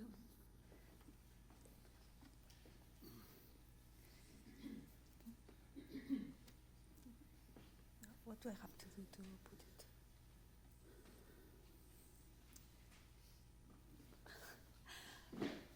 I don't, it's here, but okay. So here I'm going to present some new work on the concept of environment in current biology. What I consider to be current biology is a relational biology. It's a biology that takes into account that the environment and other organisms have a very important influence in the biological constitution of organisms. And I want to discuss what the environment is for that biology, and I will probably not be very convincing on, thank you. Yeah. Because it's a very, very difficult topic, as you will see, but it's work in progress. So I will start with someone who was really a relational biologist and medical philosopher, Georges Canguilhem. He says, the organism is a relational being, which means it's not a substance, but a relational being. And he says, one must understand that the relationship between the organism and the environment is the same as that between the parts and the whole of an organism. So, in the same way as he sees the parts of an organism as not being separable, because being organic is to be made by each other, in the same way he sees that organisms are not separable from their environments, their health, their well-being is not separable from the environment, because their being depends on the environment, because it's a relation and it's not a substance. Also, he was one of the few philosophers who has worked on the notion of environment. He wrote this paper, Vivant et son milieu, more than 50 years ago, because it was written in the 50s. And there, in the beginning, he says, the notion of environment deserves philosophical reflection. And he does an attempt to do that, especially historical, to see how the notion of milieu has started in science and then how it has been elaborated in biology. But later and today, the concept is not being discussed so much. I think it's a neglected concept, and that has to be sort of enhanced, the importance of it. There in his paper, he says that the notion of milieu starts in Newtonian mechanics, because Newton wanted to explain action as as a distance, as mediated by a medium, which is the ether. And that our more intuitive idea of milieu or environment is that something in which we are immersed, and that medium somehow mediates between bodies and transmits causal effects. Lamarck was one of the first biologists who used the term milieu, but also in that sense of the air, water, in the medium in which organisms live. And whenever he wanted to talk of what we would say today environmental influences, he talked of influencing circumstances. These influencing circumstances became conditions of existence for Darwin. That is, somehow the initiatives come more from the environment than from the organism. And the concept was sort of evolved towards more abstraction in the 19th century, because before the 19th century, no one used the concept of environment as an abstract substantive. And it was at the end of the 19th century that in English, Herbert Spencer started to use the notion of the concept of environment, and in French, the concept of milieu was also of that time. And, for example, a great field of physiologists like Claude Bernard gave his idea of the internal milieu as an environment that is kept constant inside the organism and to protect it from the external environment. So that's also another important concept.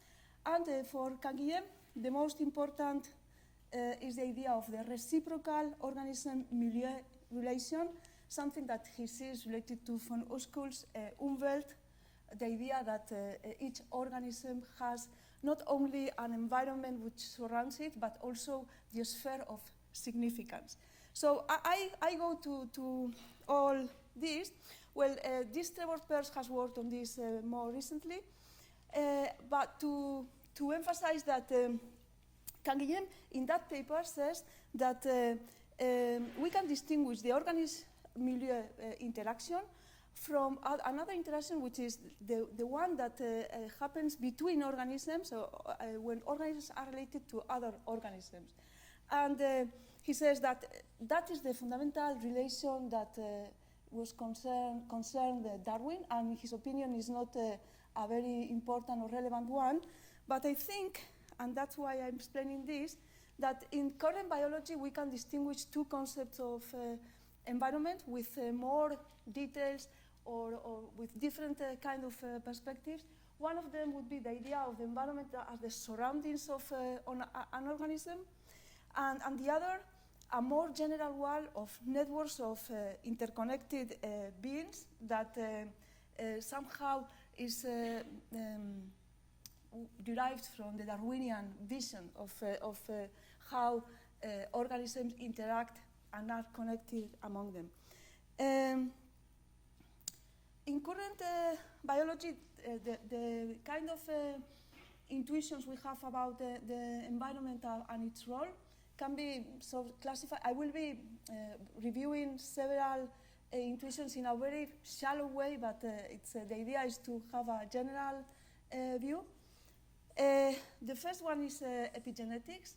As many of you may know, in the history of epigenetics, everyone says that there are two traditions. One started by Conrad Waddington, which is a very systemic and developmental vision of epigenetics, and the other, the one that was starting to be developed in molecular biology by people like Naney and others that continued, always related to gene regulation. Although some people have said that the first has a systemic view that the second view doesn't keep. In fact, the first view is not so concerned about the environment, whereas the second, one of the most important insights of the second view is that the environment is influencing the organism and its processes. So we have today people distinguish several epigenetic mechanisms, especially chromatin marks, but also maternal imprinting, parent of origin effects, small RNAs. There are many different mechanisms and different ways of perceiving what epigenetics is, but in general it has to do with gene regulation, and in general it is supposed to be influenced by environmental conditions.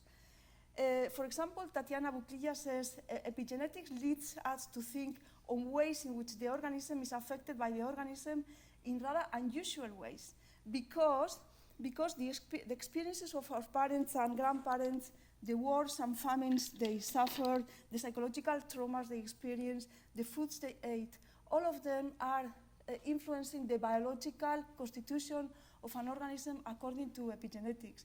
But the kind of concept of environment that we have here is very unusual, because sometimes it's a past environment, not the current one, or a social environment, and the social environment producing embodiments of exposures. So this is one aspect. The other is the one developed by exposomes, which is a field of research that has been developed after genomics to take into account the environmental exposure of organisms and their relation to health and disease.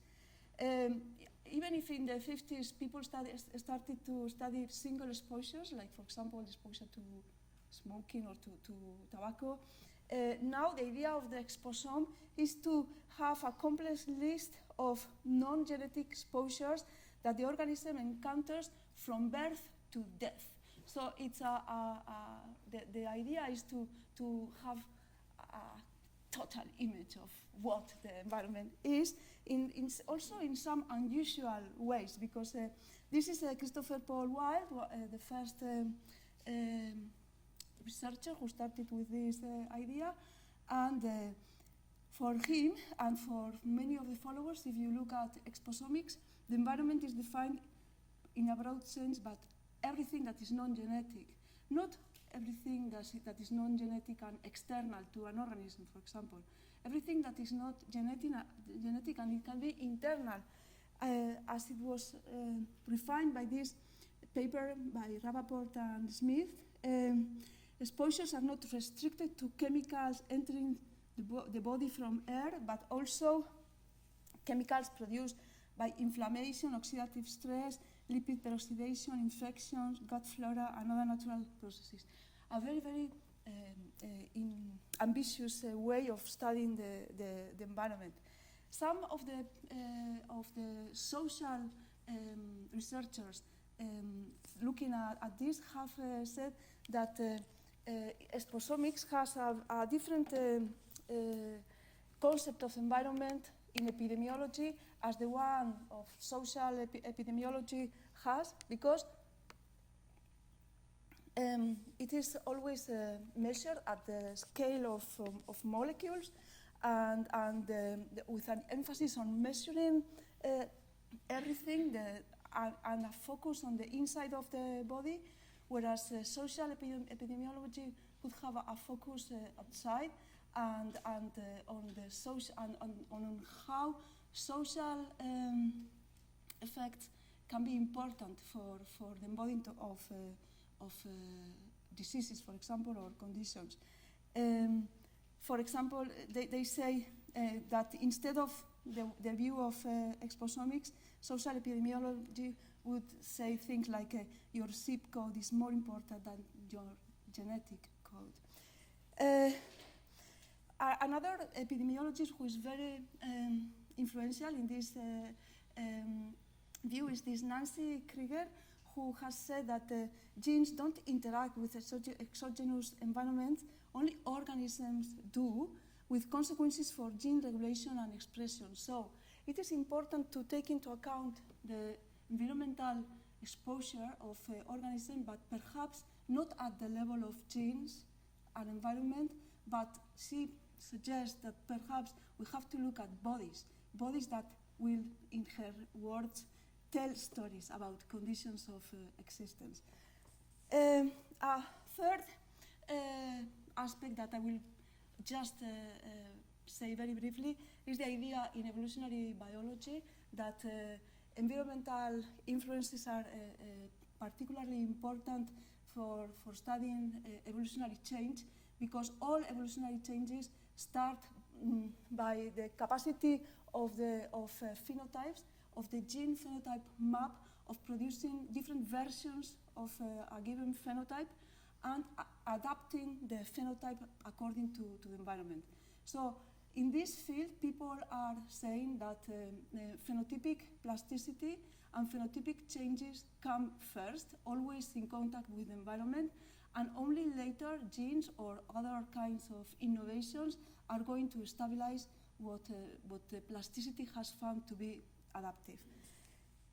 A fourth aspect, now more into the organism connectedness, is the animal microbiome field of studies, very famous these days, in which it is enhanced that we are as multicellulars, not alone in our being, because we live in a society with other microbes which are extremely important for our well-being.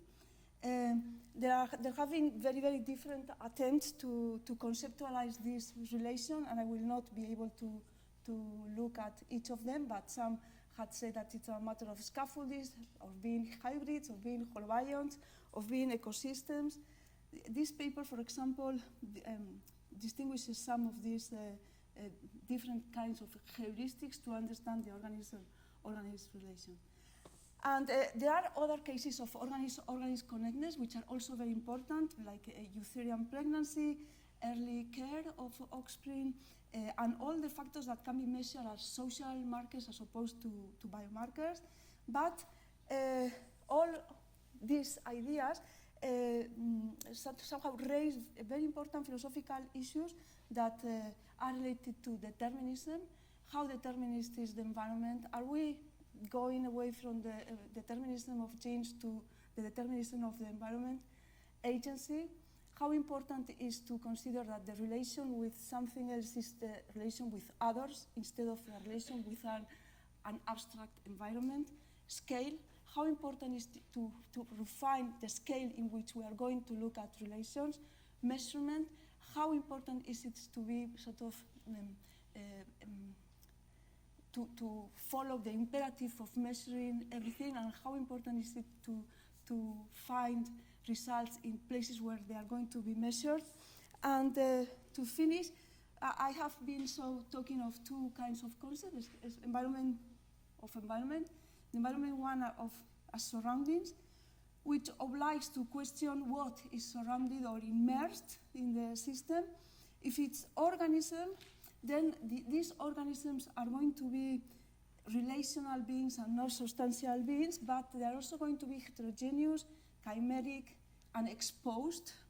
And if it's genes, then we have a transformation of the original idea of the organism-environment relation, and perhaps the gene view obliges us to adopt the second view of environment too as entanglement.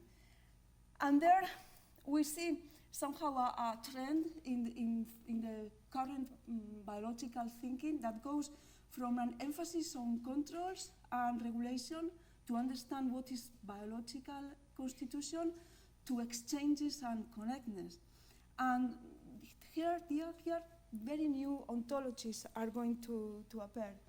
So in general, I would say that there is a gradient of conceptualizations in current biology which are going from environment 1 to environment 2, but both of them are still important, and we need to think about the two, because anyway, the environment in current biology appears to be neither internal nor external to the organism, and that may be a matter of delimiting where it is used, the concept. The organism has an identity, but it is not independent from the environment. we are going to see that the environment determines living beings, but also that the environment is determined by living beings.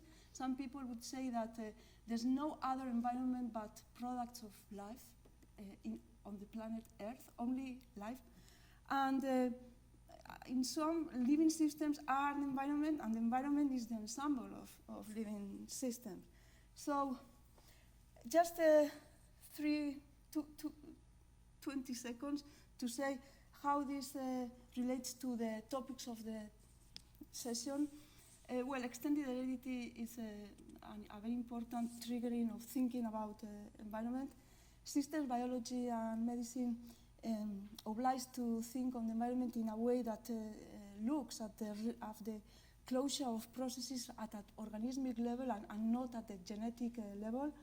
And personalized medicine is going probably to oblige us to think on the interactive dimension of persons and not only in a very independent or way, and to look at the molecular level and the social level. So this is a work in progress, as I said, integrated in the Mineco project on interidentities. Thank you.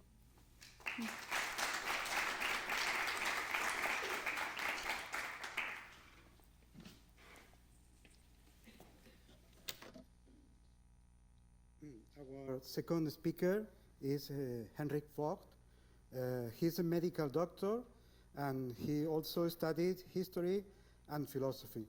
His thesis, titled System Medicine as a Theoretical Framework for Primary Care Medicine, focuses critically on system medicine, a part of the movement toward precision medicine and personalized medicine as a vision for the future of the field.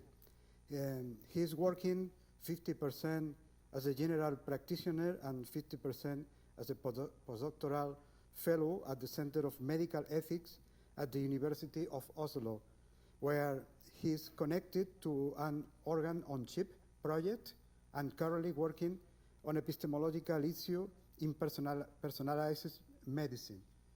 The floor is yours, Henrik.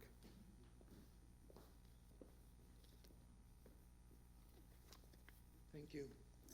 First of all, thanks for inviting me to this beautiful city and great place. Okay, so yeah, as was said, I'm a general practitioner, so and a medical doctor, and in I don't know how it is in Spain, but in Norway it's a little like England. So the general practitioner or family medical doctor is sort of the bedrock of the healthcare system. And I'm also currently working on a project on personalized medicine, which is epistemological, and that's what I'm going to present now, a little taste of that.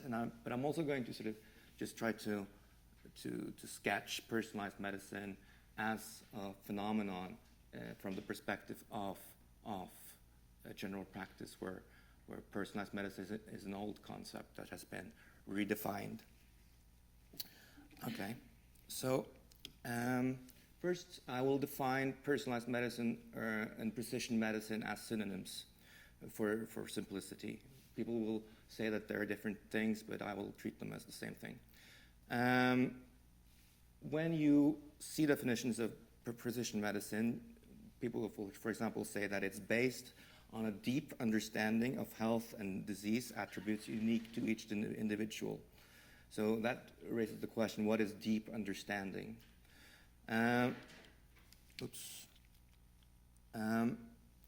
Precision medicine, according to another definition, refers to the tailoring of medical treatment to the individual characteristics of each patient. But it's also said that in precision medicine, the word precision is used in a colloquial manner to mean both accurate, precise, and that it implies a high degree of certainty in medical practice. It is also said that precision medicine is about delivering the right treatment at the right time, every time, to the right person. So I will begin by sketching very briefly how science is redefining the concept of, or has redefined the concept of personalized medicine. And in the process, redefined the concept of holism and the art of medicine. So the problem of personalized medicine addresses a problem that has been with medicine since its inception. And it's the problem of aligning universalism, the need for scientific knowledge that applies to the general population or gives you general laws, and the need for specificity, that is personalization to the individual patient. And so it's the old problem of the problem of the single case, the inevitable uncertainty of trying to apply knowledge that comes from populations to the individual. And it's been with medicine, it's there in every consultation. As I said, I come from general practice in medicine, and for us, personalization is sort of what we do. It's personalized medicine all the time. So just to tell you the gist of what general practice is, this is a famous general practitioner called Iona Heath, who says that in hospitals, diseases stay and people come and go, but in general practice, people stay and diseases come and go. And that's sort of the difference. And so far, personalization has been, or through the history of medicine, personalization has been associated with what is called the art of medicine. Associated here, illustrated here with a famous painting by Luke Fields. This is about a doctor trying to care for his or her individual patient by knowing that patient through time and by combining different sets of information. It's associated with the humanistic or side of medicine or the art of medicine. That's what it's been through history. Personalized medicine is often associated with Hippocrates, the father of medicine in Greece. He is supposed to have said that it is more important to know what sort of person has a disease than to know what sort of disease a person has. And he also said that to cure the human body, it is necessary to have knowledge of the whole of things. And this is what's called the physiological theory of disease. So throughout medical history, there have been two major philosophies of disease and health. And the first is called the physiological theory, and it says that disease are abnormalities or imbalances of the whole person, ultimately tied to an imbalance in the whole person, and that these disease cases are unique to each individual or each individual case, as opposed to what is called the ontological theory, which says that diseases are like species or animals or something, that they're standardized things that are the same in every instance. As I said, the strand of personalized medicine runs through medical history, and this is William Osler, who is famous for introducing scientific medicine in the United States, but he had acknowledged that if it were not for the great variability among individuals, medicine might as well be a science and not an art. And this is George Canby Robinson, an American doctor, who is very important for this strand of humanistic personalized medicine in history. He wrote a book in 1939 called The Patient as a Person. And he wrote that recounting experiences in medicine has, in a sense, gone out of fashion. And the style today is to report measurements, calculations, controlled experiments, and data that can be treated statistically, with the expectation that facts are being acquired which fit into general laws of nature or from which general principles may eventually evolve. These are the ultimate object of scientific research. But, he says, in the study of man as an individual, it is impossible to apply the tenets of control experiments, as each individual presents a unique situation and the nature of the study does not allow strict objectivity.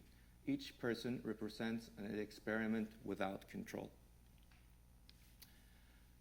This kind of thinking also underlies what is called the biopsychosocial model of medicine, which was presented by George Engel in 1977. as an alternative to what he called the biomedical model. So he labeled biomedical model as reductionist, focusing on bodily parts, and sort of scrapping the patient as a person. And so he wrote that the crippling flaw of the biomedical model is that it does not include the patient and his attributes as a person, a human being. That is, as an agent, a living agent. This theory was built on a biologist called Ludwig von Bartholamvy's general systems theory, and later on complexity theory. So he tried to anchor this humanistic thinking to science through complexity and systems theory. And he conceptualized the human being as positioned in a hierarchy where molecules are at the bottom and the environment here at the top. And he said that none of these levels are privileged, none of them are more important than the others. So it's as important to know this level and this level as to know the genome and molecules. Now I'm going to talk about how medicine, or scientific medicine, biomedicine, molecular biology has redefined personalized medicine, holism, and the art of medicine. This is, of course, tied to the Human Genome Project, and it happens from the 1990s. Then, in a book in 1998, a researcher called Jane, for the first time, he used the term personalized medicine in this sense. So it just borrowed the term from, or took the term from this humanistic medicine and used it here to label a new kind of medicine. The aim here is, in a sense, to make what has been the art of medicine something scientific or more scientific. So instead of personalizing through the work of the doctor, the mind of the doctor, knowing his or her patient, this is personalization by knowing the biological characteristics of each individual. The question becomes, what is biological characteristics? And in the beginning of the history of personalized medicine, this was very much tied to DNA only. So biological characteristics meant knowing the genome. But pretty quickly and increasingly, biological characteristics has come to mean much more. It has come to mean the environment to a large degree, other molecules, and this is tied to new technologies that have been developed to describe the human body at different levels. First you had the genome, then you had other molecular technologies, mapping RNA molecules, proteins, other kinds of molecules, epigenetics, and you have new technologies that can map the human body at different levels, for example, through cell phones and social media, etc. And the idea is to combine these things to personalize medicine. So who personalizes here? Who can know the characteristics that are biological? It's not the doctor anymore. It's biomedical experts, it's mathematical models, artificial intelligence, and whoever owns those algorithms. And this represents a redefinition of what holism and humanism means in medicine. Because this model of measuring many aspects of life throughout life, which is the ambition sometimes, is sometimes called holistic. It's called holism, a new holism in medicine. Systems biologists will call it holism. So this is the new holism in medicine. It's about measuring everything, modeling everything, and perhaps manipulating everything throughout life. And it also implies a massive amount of medicalization. It amounts to having medicine present at all levels throughout your life. So now I'm going to talk about just one aspect of what I'm working on now, which I'm interested in how precision medicine or personalized medicine may not only create more certainty or more scientific accurate knowledge, but may actually, in some instances, increase uncertainty, inaccuracy, and imprecision.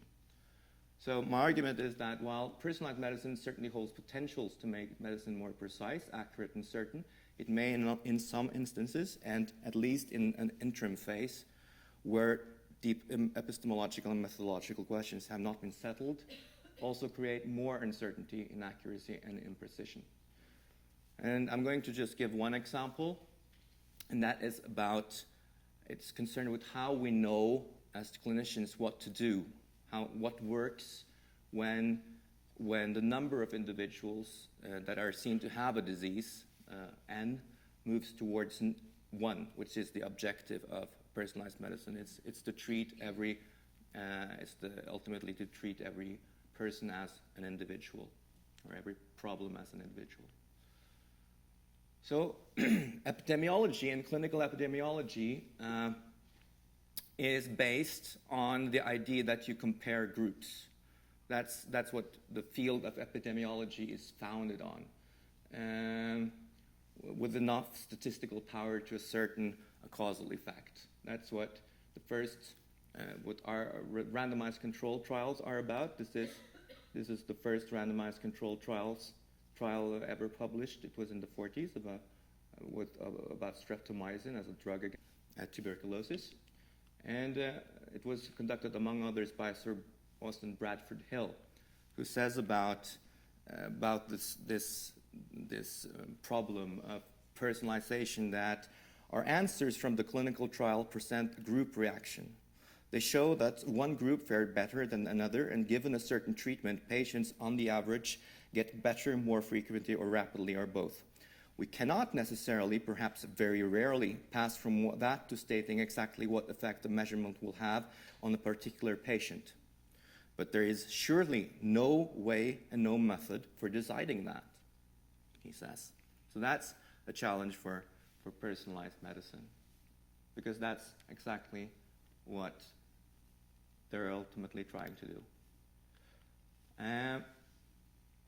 So when the number of individuals that are seen to have a specific health problem moves towards 1, it becomes very hard to employ randomized controlled trials, the standard kind of study that is used to determine what works in medicine, and for creating certainty about what treatments work.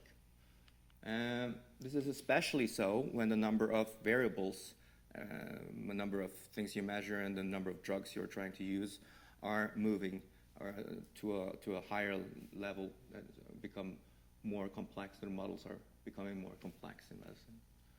So this creates uncertainty about how we will know what works in the field. So previously, evidence-based medicine has hidden a great deal of uncertainty tied to applying class probability, that is what works in the population, to case probability. So what I mean by that is that we all the time when you come to me as a doctor, I'm treating you as a population, as I would many other people, although you're not similar to them. But now in personalized medicine, this kind of uncertainty is released in the sense that now one is trying to deal with this uncertainty that one has randomized away before. So in precision medicine, this uncertainty is released, and new uncertainties arise that are tied to new methods. For example, this is most prevalent now in cancer medicine, where it has become a reality. So cancer patients in hospitals now may have their genome sequenced, and in some instances they will find a set of mutations, and in some instances this set of mutations hasn't been seen before, or there is no clinical evidence that corresponds to just this problem. And then they use something called tumor boards, where experts sit together and, based on mechanistic knowledge, just the biology of this tumor, try to figure out what may work in this patient. And these are questions, of course, of life and death. And I spoke to one cancer doctor or cancer researcher who said that just as we get to know more about the individual, the paradox is that we have less clinical evidence answering to that individual's case. So,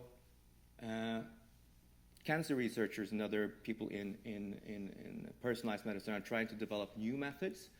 And one is stratification. It's actually not a new method, it's an old method, but it's basically to study smaller groups with more similar problems. And they try to develop new study designs called umbrella trials or basket trials, for example. These are also statistically based and they're epidemiological. And then you have N-of-1 studies where you use the person himself or herself as a control. It's a well-known kind of trial, and it's not always feasible for ethical and practical reasons. So, and you have mathematical models and artificial intelligence that one hopes can solve these problems. Exactly how isn't quite clear. But in some instances, it may not be feasible or for ethical or practical or theoretical reasons to use statistically based methods at all. So that means that one has to use new evidence and new rationalities to determine what works. And one alternative is to use mechanistic evidence, which has a poor history in medicine, and it is why one emphasized randomized controlled trials in evidence-based medicine. The question then becomes by what criteria can this kind of mechanistic evidence, biological evidence, pathophysiological evidence be a rationale for decisions? And another alternative is case-based reasoning or case histories, sets of case histories. And that raises the question, when is cases, case history and narrative evidence, what's been called, rather derogatory, derogatory manner, anecdotes before, when can that be called evidence? So the cancer researcher I talked to about these issues, she gave me this cartoon, and it illustrates that they are aware of this.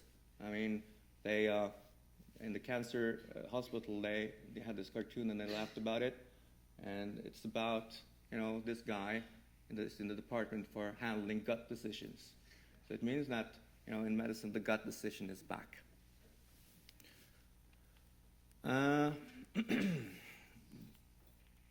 So what I'm arguing here is that we see in some ways the return of the art of medicine. Remember The Patient as a Person, the book written by Canby Robinson, where he said that each person represents an experiment without control. This is exactly what's happening now in some instances in practice, in a much more prestigious place, namely cancer medicine. So my conclusion is that as biomedicine seeks to make personalization scientific, we paradoxically see the art of medicine resurfacing. Thank you.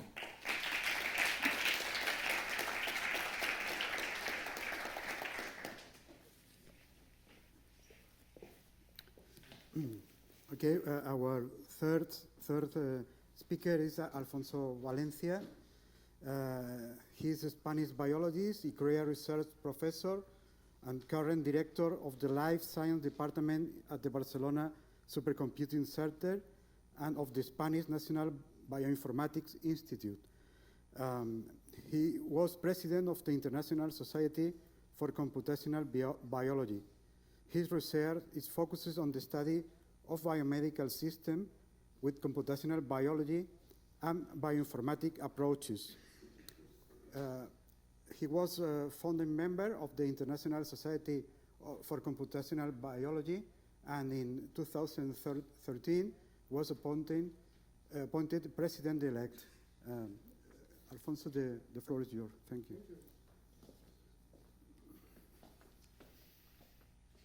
Well, thanks for the invitation. It has been a very interesting morning. I hope I'm not going to spoil it completely. So, as was already said in the introduction, I'm a biologist for training, so I used to think as a biologist. But a couple of years ago, I moved to an engineering place. So I'm now struggling with this confronting views of the world from engineering and biology. So the presentation is going to be good for discussion, a little bit on the provocative side. We already have a very nice presentation about personalized medicine from a medical perspective.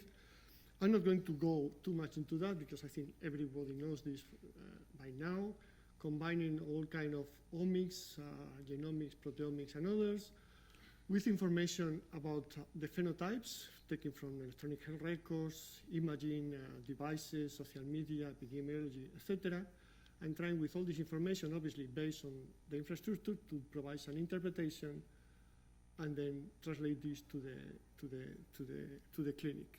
And we have seen that there are obviously a lot of progress in genomics. Probably genomics is the thing, the human activity that evolved faster. Less progress because it's more difficult on phenotyping, but still we are making progress in combining the two of them, and the difficulties are when we want to translate this to a real clinical practice. With difficulties or without difficulties, this is going wild everywhere, or almost everywhere, I will say in all the rich countries at least, and there are plenty of projects doing personalized medicine at different levels, sequencing populations, sequencing disease cases, classes of diseases, etc., etc.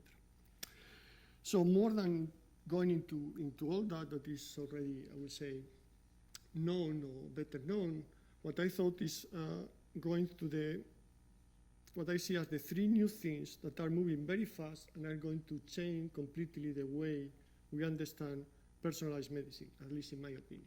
The three things are obviously compute, data, our capacity to do simulations, and our capacity to do machine learning, artificial intelligence.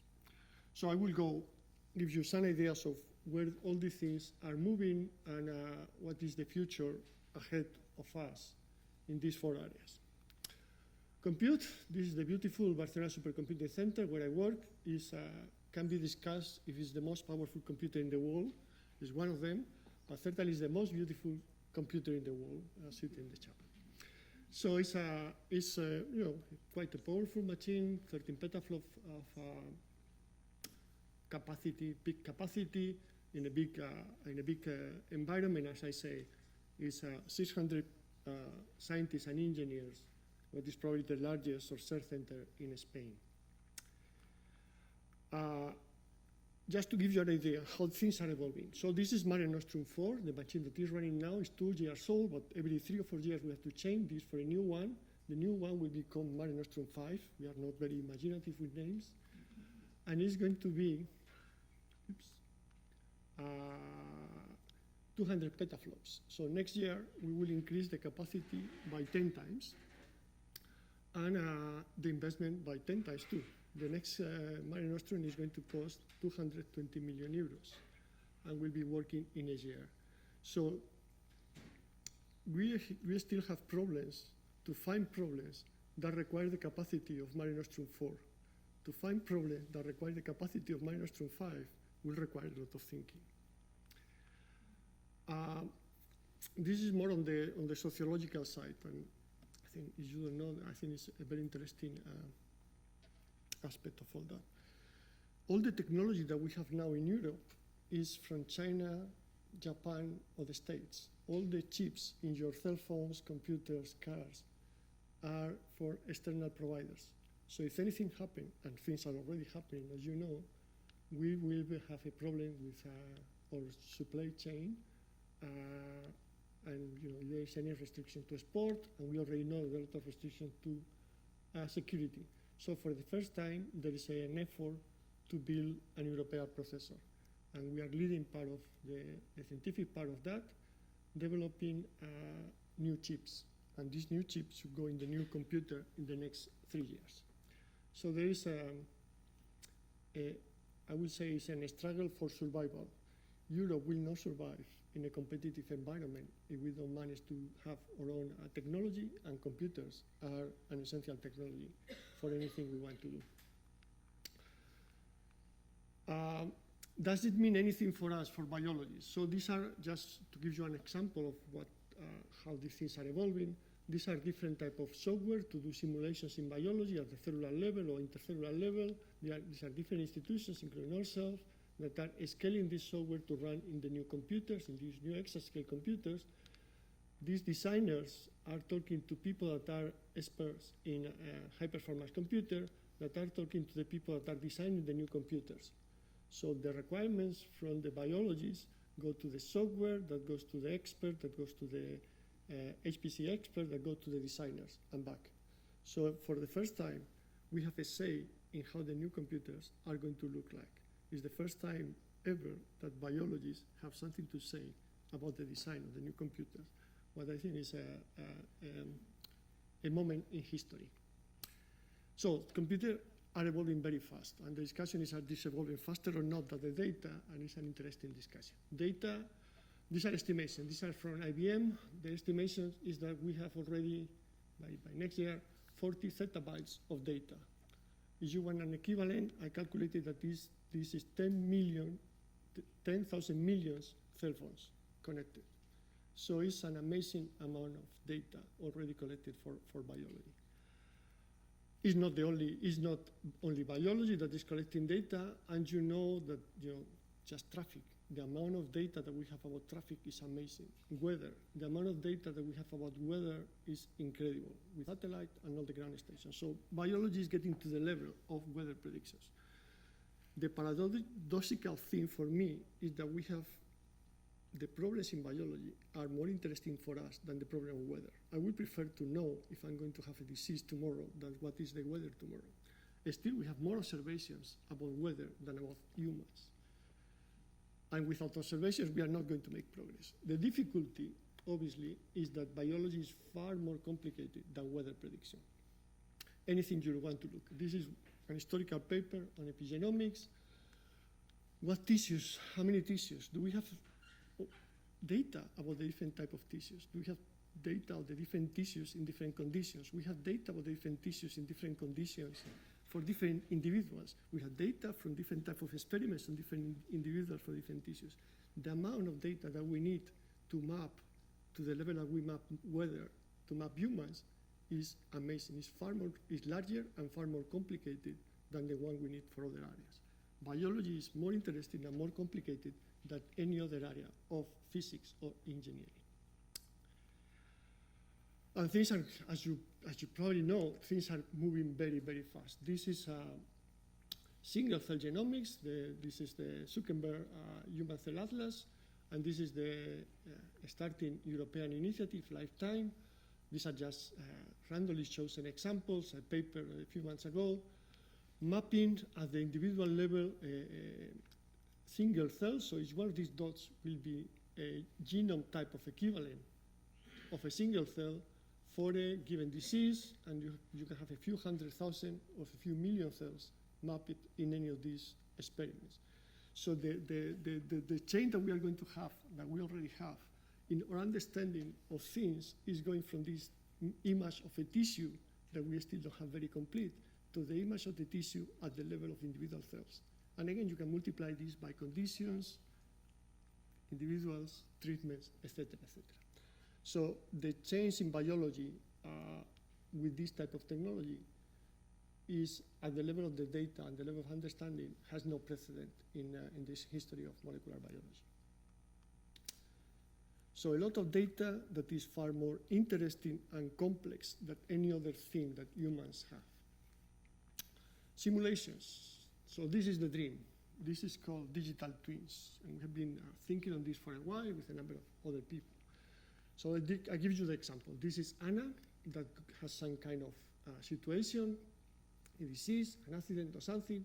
She goes to the clinic, and then there is a number of data taken from her. You can imagine omics, environmental data, medical data, and all this information is sent back to the virtual Anna, the digital twin of Anna that lives in the computer. This is the model of Anna, in which all this information is added to a framework, to a possible general model of humans, and model to these conditions. Then obviously you can do a lot of experiments with the digital ANA that you cannot do with the real ANA, and prevent conditions and prepare for conditions. And then all this information has to be put it in a way that can be understood by humans, and then what is called the reference model will be updated with this model, and the model of ANA will be updated with the information that will be sent back to the doctors and to ANA for them to take decisions, and then the cycle will happen again. So the question for you is this possible? And when? Obviously, it is not possible to do it now. We know we don't have a model of ANA. We cannot do that. Is this going to be possible in the future? Is it possible to think that this is impossible? Is there any reason to think that this is impossible? I don't think so. For me, the question is, what can we do to accelerate the process? What can we do to provide models in which we can try conditions and prepare to help ANA and the clinicians to take decisions? I give you, so this digital twins is not something we are inventing for biology. Digital twins is something that is known in engineering. Now it's going big way because the European Commission is putting a lot of money into projects to do engineering. So these are digital twins, not a human, but a platform, a digital twin of a satellite, or a digital twin of the operation in a hospital. These are virtual models that are running in parallel with reality, trying to prevent what is going to happen. What is the next, is this platform going to be in balance, or can anything happen? What happens is there is an earthquake. So trying to have the model prepared for taking actions on the real world based on the simulations in the model. How far are we from, simulations, we are not going to see them. Well, there is a movie. I don't know if we are going to see the movie. I have to click in the screen if you want to see the movie. So we are, it's coming, Maria, thank you. So these, I show you two simulations because they are beautiful. This is a simulation of the respiratory tract, a few million particles simulated by my colleagues at BSc, and this can be used for analyzing the structure of the respiratory tract, or can be analyzed for predicting what is the right size of an spray to get to different parts on a cavity of a person, and there are all the medical parts that goes with that. These are another type of simulation. Can you click this one? This is an even older one, simulating, in this case, simulating organs, heart moving, and this is used for, again, for explaining physical movements, now also electrophysiological circumstances, adapting to these two particular cases. And this is the general model, then the model using the images can be adapted to a particular person. So we don't have a model of ANA, we are far from having a model of ANA, but we have models of pieces of the human organs that can be already used for some medical purposes. Obviously, it's more difficult to go to the molecular level. So at the molecular level, what we would like to do is to be able to simulate pathways, or to simulate each one of these dots will be a cell interacting with other cells. If we can click this one, we'll see another movie. And these are still very simple because the molecular models, we know less about the models, they are more complex, we know less about the interaction between cells, they are more complex. So this is simulating a tumor growing. What you see in the centers are cells dying because they don't get oxygen. The ones in the surface are growing because they get oxygen. And this is a quite expensive simulation, and for anyone that has around here will know that these type of simulations are still very far from even getting close to the complexity of a tumor. The question with simulations is not how far they are from reality. The question with simulations is, can we use them to make predictions that are useful, even if they are not fully compliant with what we know about reality? So these are papers, and just take one example from people in my group, simulating the growth of these very simple tumors with the administration of drugs, calculating the time of the administration and the response. and the models are getting enough, good enough to making predictions about the doses or more than the doses, the time of the introduction of, in this case, 2 different drugs in a cellular system. So the purpose of these models is not to be a perfect reflection of reality, because for that we have already reality, is to have a reflection of reality that is good enough to predict things that can be useful for designing new experiments. So you have to see this as tool for suggesting experiments. So a lot of progress in simulations. Simulations has always been, I would say, impossible in biology because we didn't know enough. So there were too many limitations to believe that simulations were going to be of any use. Now, with more computational capacity, with better models to do the simulations, and with more information at molecular level, I showed you the single-cell data, for example, simulations, it's my belief that we are in this point with simulations at the molecular level may be really useful in biology to inspire experiments, to suggest experiments, to explore possibilities. The last one is machine learning, artificial intelligence. This is a big boom. Everybody's hearing about the possibilities of machine learning in the last, we say, 3-4 years. This is from a review, a very influential review by Henrik in Nature Medicine at the beginning of this year. He's comparing, and it's very, interesting comparison. So he's comparing the car industry. So this is how cars got with the time better in terms of monitoring the environment and helping humans to drive. So this is nothing to help you, just the car, or you already get some assistance to keep you in the lines or to help you to steer control, or there's a partial automation. You get a car that already keeps you in line. But that's moved to systems that drive for you or drive with assistance, or at the end of the day, they drive completely by themselves. And we know that we are going to get there. There is no doubt. We will get that will drive completely automatically. The question is how this map to medicine. He's a medical doctor, so he thinks we will never get to automatic drive systems, or very unlikely we'll get a system that will suggest everything and the humans only have to intervene in a few cases. But he thinks that it's desirable to get to systems that will really assist humans, doctors, to take decisions. We are now here. There are very few, if any, systems to assist doctors to take decisions. So again, like with the weather, I would rather have systems assisting doctors to take decisions than systems helping me to drive my car.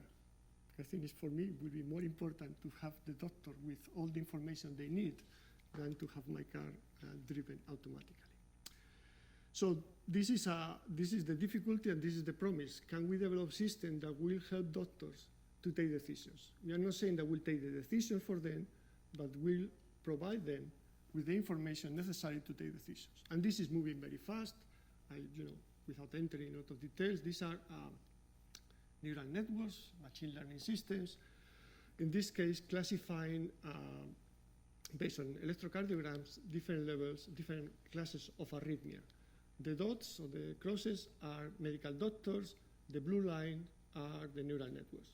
And the neural networks are doing better than the doctors. And this has been going forward a number of times, yes and no, what type of doctors, etc. But it's very obvious. If you have a few 100,000 of electrocardiograms classified, a system will learn this better than a doctor. There is no, these are just data and numbers. There is no magic in all that. This is not a general intelligence that is going to solve the problem of humanity. It's just a very purpose-specific intelligence that is going to solve a very specific problem. Going with the previous talk, doesn't take anything out of the doctor. The real problem for the doctor is not to classify the arrhythmia. This is only the assistance. You start with that. Now you have the person there, and you have to think what is the conditions. It's a 16-year-old woman with this condition. That's the real problem of the doctor, not the classification of the arrhythmias. This is getting everywhere, again, without entering something. This is classifying lung cancer based on the images. Again, the systems are doing better than the doctors, or at least as good as the better doctors. This is not only true in biology. These are systems doing better than lawyers. So it's not only doctors that have to worry about artificial intelligence. Lawyers will maybe out of job sooner Is this a threat or not? Is only promises or there are dangers? And the last few ones, the last 3 slides, are on dangers. This is how much computing time is needed to train a system, and these are the Google AlphaGo company. The amount of time, this is a logarithmic scale, so the amount of time to train one of these systems is under 1,000 petaflops per day. So there are very few places in the world that can train one of these systems in reality. You cannot do it if you don't have this computer capacity. You need the people, you need the software, you need a lot of things more, but just for pure hardware, you cannot compete with Google if you don't have this capacity. And then there are very few places that have this capacity. These are my quotes of newspapers are in Spanish. This is the threat of China or the States. The huge investments in this area that put Europe in a very difficult situation. There are more dangers with all this technology, like with any technology, but this is one that also make it to the Spanish newspapers. These are something that is called adversarial neural networks. This is the following. You see this image, this is a dermatological image, is classified by a neural network as a benign tumor. So in principle, it's okay. This neural networks are working very well. It's a non-cancer type of malignant tumor. But then you can put some noise, and this is a completely, for a human eye, this is a completely random noise, and you transform this image in this other one. There is no way for humans to see any difference between the two images. This one is classified as malignant. So you can use a neural network to trick another neural network and get this completely confused.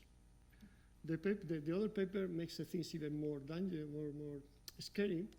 These are all the places in which one of these adversarial neural networks can be introduced in a hospital to change the conclusions, to mislead the doctors, or at the level of the data, or the level of the databases, or at the level of the secure systems, or when the data is delivered.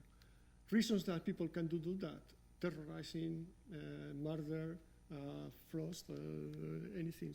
So there are a lot of there are real reasons and real technology that can drive crazy any decision system, and this technology exists. It's not an invention. The other big danger with all these artificial intelligence technologies is biases. And the two examples that everybody's quoting, there are many, but these two are getting very famous. These are gender biases, that is a big concern. This is translating from English to Turkish, things like she is the president. Translated to Turkish, and then from Turkish back to English, he is the president. Or this is showing who is cooking. You train the system, and at the end it's classifying this guy that is cooking as a woman cooking, because women are the ones that are cooking. And you train system with things that with the data set, it's very difficult to know your data set is biased, the system will produce bias, and you have no idea what is the result. If you use the results of the system to trace a second system, then you are lost, because you lost completely the data. And all the systems we are using today, we have no idea what is the biases. If you now start thinking in your Google Translator, what are the biases implicit in your Google Translator, you will be amazed. Google Translator has been mainly trained with the Bible, because it's the book that is translated to more languages. So a lot of people feel that the Google translation has this religious meaning, religious flavor because of that. So there are efforts to keep that under control. This is the European effort, I4U, just started trying to produce a different type of artificial intelligence that is explainable, is physical, can be verified, is collaborative and integrative. And this is the equivalent on the American side by DARPA, explainable artificial intelligence, and artificial intelligence that is not just producing, is not just a black box trained with some biased data to produce some biased results, something that explains the model that has been used, explain an interface that explains the results, and an interface that explains the psychology of the interpretation that has been done. So let me finish with this. So I would say it's a different view of personalized medicine, that the one may have heard before in other places. So we are still worrying about genome analysis, omic analysis, extracting data from phenotypic sources, extrahealth records, simulations, remote devices, medical images, or simulations of organs. But we do this by combining with artificial intelligence and machine learning, with simulations, and show you some of the simulations we can do, and also trying to embed all that in the high throughput environments, in the high performance computing environments, as a way of trying to solve these problems that are, as I say, more complex than any other problems in areas of physics or engineering. Thank you.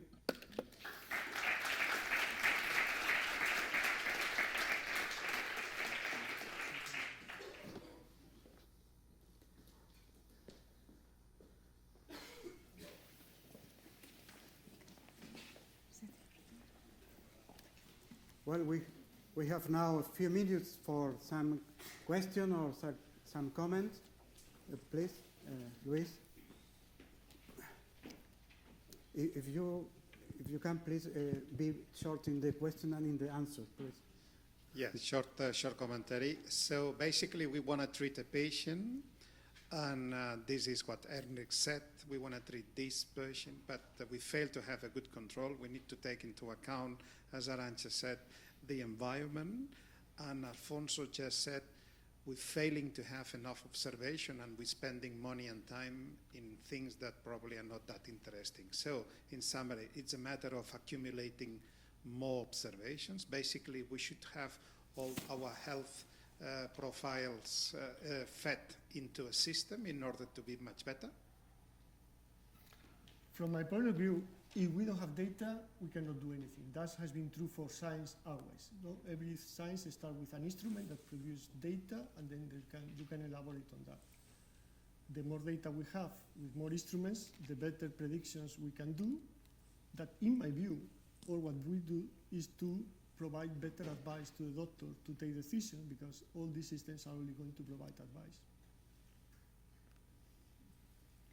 Well, in philosophy of science, we think that science starts with a problem, and then you collect data and you interpret them. The interpretations are going to be different depending on the different perspective, and you try to take everything into account to find the solutions. I think that the models you show us are fascinating, and I think they are going to really lead to a lot of improvements, but I don't think that things start with data.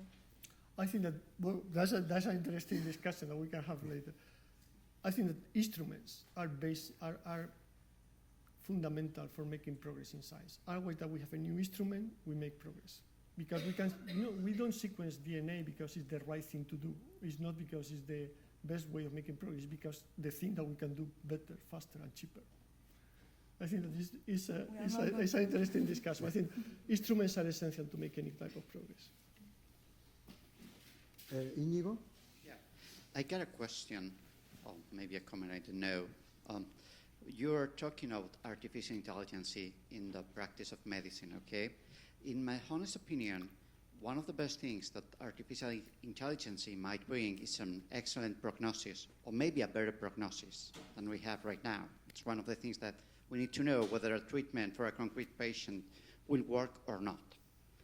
Usually, a human being, a human doctor, is never so sure about what's going to happen with a concrete treatment. This is just guessing the future. I have some clues, but if we really believe that precision medicine can be real, I think that artificial intelligence will be very important in that sense. So here comes my question. If I am a doctor, a human doctor, and I have to make a prediction on whether this treatment will work or not, in theory, artificial intelligence will only serve as a kind of assistance and something that is helping me. But in practice, if I have doubts, I would usually trust in the machine. Because first, it makes a sense, and second, there are a lot of considerations based on the defensive medicine that would really guide me to that final solution. So the problem that I bring is that we try to avoid automatization of processes. But in my opinion, in practice, if artificial intelligence works quite well, most of the process will finally be automatic processes. So that's just a comment, and I would like to know about your opinion. From my point of view, we are not used to the interaction with the machines, whatever we are doctors or anything else. So the experience of humanity interacting with computers is of 10 years. So we tend to believe too much what the computers are, the way we are interacting with them is not based in a lot of experience. And this is the typical thing. You see something on the screen and you tend to believe it. And this is a big danger because they are supposed to be assistants, but then you end up relying too much on the assistant because you are not used to have a natural relation with the computer. Henrik? Yeah, I think you're right. So that's already how it is. If you have some sort of algorithm, we have some for cardiovascular disease, for example. Doctors will usually lean on that instead of leaning on themselves in like predictions of risk, for example. But there are also instances where it becomes obvious that may become obvious that the computer isn't right or doesn't fit. The prediction doesn't fit because it doesn't take into account, for example, the patient as an agent. So the patient can say, I don't want that, and then sort of Yeah. I think there is a last question. No? Okay. So it's time now. Thank you very much. Thank you.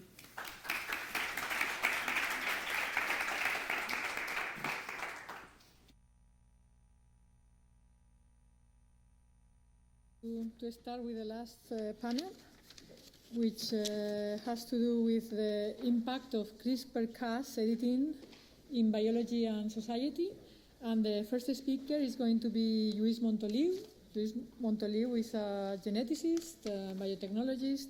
He's an expert in mouse model for studying human diseases, and he has been also advocating and a key opinion leader in this issue of CRISPR-Cas editing. So, Lluis, the floor is yours.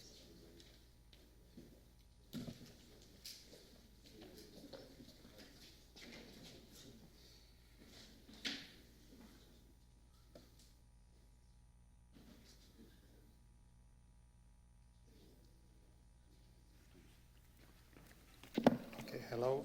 So thanks for this very nice symposium. I've been having fun, so let's continue having fun, and let's go now into one of these revolutions. So we're talking about, if I can have the first light. Thank you. So we've been talking about different revolutions and different advances in the technique and the technology, and one of them is obviously being depicted here in this movie, and as you know, this is called genome editing. Genome editing is not appearing with CRISPR-Cas tools. We know about genome editing since 1995 with the meganucleases, but obviously this has been popularized because now we have these tools available, they are affordable, and everyone can use this. When we talk about genome editing and CRISPR-mediated genome editing, there's a number of adjectives that are associated that this is disruptive, that is a game changer, that it is, again, a revolution. But why is this? Well, let me start by just quoting, I think, a scientist. I don't know how this is working. Yeah, let me quote this scientist, Sidney Brenner. Sidney Brenner is a Nobel laureate, and then he's famous for many different sayings. He got this Nobel Prize in 2002 for discovering the messenger RNA. And I think he has a phrase that nicely illustrates why are we all running crazy with the genome editing. And this is precisely because the progress in science depends on new techniques, new discoveries, and new ideas, probably in that order. So this is why now with the CRISPR tools, with the genome editing, just simply we can do things that we couldn't do before. You can have great ideas, But if you don't have the tools, if you don't have these techniques, definitely you will not be able to achieve. So as we said in the first session, so this is pure Lamarckism. So what the bacteria have learned to do billions of years ago, they're just capturing viral genomes, and they're becoming resistant, and they're passing this resistance to their progeny. So we have all this immune system that has been worked out by many different scientists, as now we can use. So we have a number of scientists. This is my take of at least 12 people that have contributed to our current understanding. And sometimes we tend to forget that this is a history of 20 years of basic science that has been occurring before we can really use these techniques in biology, in biotechnology, and perhaps now in biomedicine as well. So this is how we started to know this tool. This is the first version of the tool. This was a simple RNA leading and guiding these nucleases to cut somewhere in the genome. And 7 years later, we have a much more evolved tool that is purely commercial. All what you see now in the slide, as you know, this is something you can purchase. So you just select your favorite firm, and whether you are in a research lab or whether you are at home.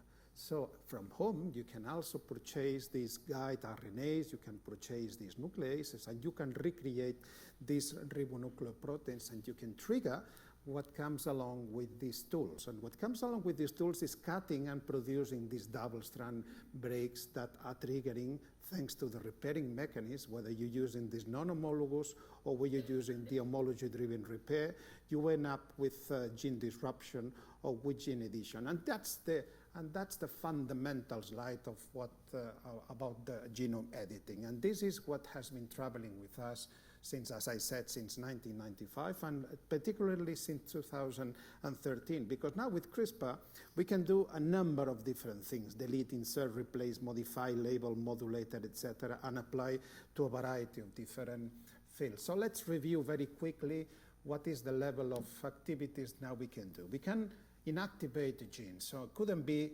easier nowadays. So I never thought I would be saying like this, but nowadays inactivating a gene, it's a trivial task. So it's a matter of selecting a CRISPR-Cas complex and targeting your favorite gene, and the gene will stop working. You can combine two of them, and you will be favoring deletions, which are a very nice way of reproducing what we see in the human population when we diagnose. And when we say deletions, we also say inversions, which were very difficult to model before, or the applications of all the combinations.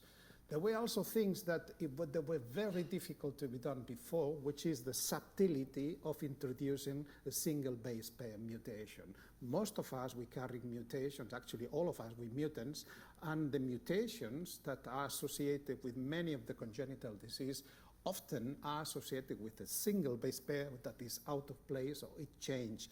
Now we can really approach this easily than ever. Of course, we can introduce big pieces of DNA, and we can go beyond. So it's not only about what we can do, which was more or less what we could do before in a more optimized way, but things that we couldn't do before.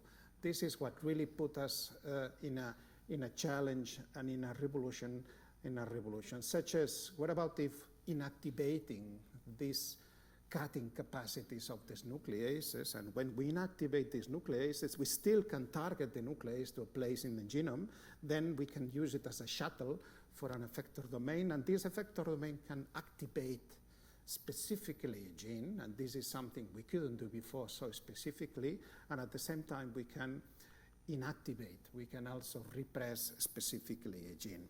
And then with the advent of this new series of nucleases, the so-called dead nucleases of the nicases, in which they are only cutting one strand or they're not cutting any of the strand, now we have a new series of tools that are absolutely imaginative, such as this is the base editors. The base editors that were created by David Liu, in which the combination of a nicase with a deaminase, it's able to just chemically convert a given letter, C into a D, an A into a G. So this is one of the first outcomes from this absolutely fantastic and brilliant scientist. He's a synthetic biologist, he's a chemist, and he's not only doing like the rest of us, observing what we have in the nature and using. When he's missing something in the nature, he's inventing it, he's creating, and that's probably what he's done not only with the base editors, but as you know, we need to be aware that with base editors, not everything is positive. There is a number of off-targets, that mutations that will occur in similar sequences placed in different parts of the genome, and that's probably because he was kind of worried that he decided to challenge the system and created the latest. And the latest is the prime editor, in which he combined two activities that no one thought that they could go together. And this is the anicases with a reverse transcriptases in order to promote the specific. So this is kind of a very complex tool in which we have this guide that is extended, and it's not only placing the nuclease in a given location in the genome, but also it's dictating what will be copied in the other strand. So this is where we are. So this is all the variety of tools that we have at the moment, and these are the applications. Well, we need to be aware that not all applications are progressing at the same pace. I mean, we are in a biomedical research center, and we would like that these tools that will be progressing faster in the clinics than they really are. But we will have to understand that the applications such as pest control or agriculture in crops and animals, that they will be progressing faster. And the reason why we will see better biotechnology applications than biomedicine is because we still have some limitations that we need to be aware. Limitations that are related with the system itself or totally unrelated. The ones related are part of the biological process of these molecules, because of course at the bacterial level, these nucleases, they have an interest not only to target a given virus, but a related virus. So biologically, the nucleases that we're using, they are still non-specific. We want them to be more specific, and this is why they need to be modified. But this is something we can deal also from the bioinformatic point of view. This is more difficult to solve. These off-targets, I don't think this is a problem. The problem relies on the on-target. So we would like most of the repairing to go this way, homology-driven repair pathway, but this, as we know, this is only happening when the cells are dividing, whereas most of the cells, they have to use only this pathway, which is the one that is prone to genetic variability and mosaicism. So, in other words, the real problem is the mosaicism. The real problem is that when we're repairing these cuts, we are obtaining not only the allele, the genetic variations that we want to introduce, but also many more. And this can be simply seen with pigmentation. I'm using pigmentary genes in my lab, and so for me it's very easy to see the mosaics that are coming after any of these interventions. So these mice, they should be uniformly black, but it's not. I mean, because only has the corrected genes in a few places of the body, whereas the rest of the body have all the mutations and all the variations. And this is so because when I'm injecting in a one-cell embryo, these tools, they don't vanish, they don't disappear, they stay, and at the level of an 8-cell embryo, we have at least 16 possible alleles, 2 alleles per cell. So there are 16 ways in which this gene can be repaired. And this is something we need to take into account. For instance, when I'm creating an avatar mouse, this is a mutation that I wanted to reproduce. This was one of the first we did in the lab, in which we removed only one C of a given gene. Each one of these lines is a different mouse. And we obtained the mouse that we wanted to replicate that patient. So that is great, because this is something we couldn't do before, but this is only happening 1 in 23 times. This is fine with me, because I'm just aligning the 23 mice, I'm selecting the one, and I'm just getting rid of the other 22. How do I transfer this uncertainty to patients? This is the problem. Who wants to get into a surgical treatment with a 4% success? We want the surgeon to be operating with at the very least 50%. Well, if you're not working with pigmentation, how do you see this mosaicism? Well, you see the mosaicism because you just sequence. Now we have, as Alfonso was just presenting, we have wonderful tools, we have massive sequencing tools, so we can analyze the outcome of any genome editing experiment, and this is the outcome. So welcome to the variations, welcome to the variability. Among these alleles, there will be the one that you had in mind, but there will be many others. Plus, now we have even the concept that there are very large deletions that we know they are associated after a single cut, and this was since August 2018 from different labs. So we have thousands of nucleotides that can be removed in that ways, and this is something we need to take into account. Nothing like this is of relevance when we're talking about biotechnology, because in mice, I can just detect the different variations. Each one of these founders, they will come along with different mutations, and you can change these mice by tomatoes or by plants or zebrafishes or whatever you want, and we just 2 generations away. Basically, we detect the one that is carrying the expected mutations, and we do meiosis. We just breed these mice, and the next generation we detect the one that we're interested, and this is the one we will do the experiments. We don't have this with human patients, and this is the real limitation. We cannot say to a patient, we're going to be treating you, but your grandson is going to be corrected. Well, this is not happening. We need to treat this human being, and this is what happens with the human gene therapy. With human gene therapy, we have things that are legal and things that are illegal to begin with. Of course, we're talking about germline and somatic, and there are countries that already have a law in place that it's preventing this from occurring. Besides, there are some ethical aspects that make this approach questionable, whereas the other approaches are acceptable. And this is something we need to take into account. For instance, what has been done regarding human embryos, and what do we find when we apply this technology to human embryos? Well, we find exactly the same as we have been investigating in many other species. And you probably have to realize, again, we have China. Here is the challenging continent, the challenging country. There are very few studies on genome editing in other countries. There is only one in Europe, Katiniakan, at the Creek, that was using in vitro human embryos that were genome edited. There is only one in the US. Most of the studies, they are coming from China. And this is something to take into account, because we need to evaluate on a case-by-case risk versus benefit, plus we have alternatives to take into account before engaging ourselves into gene therapy, such as this pre-implantation genetic diagnosis. I want to show you these traffic light slides that I'm taking from Matt Porteous. Matt Porteous is one of the most advanced scientists working in Stanford, and he's probably one of the first that would be applying this to blood diseases. So we have somehow the green thing that probably we all agree, that is applying this somatic cell editing for curing or preventing a disease. This is legal in most countries.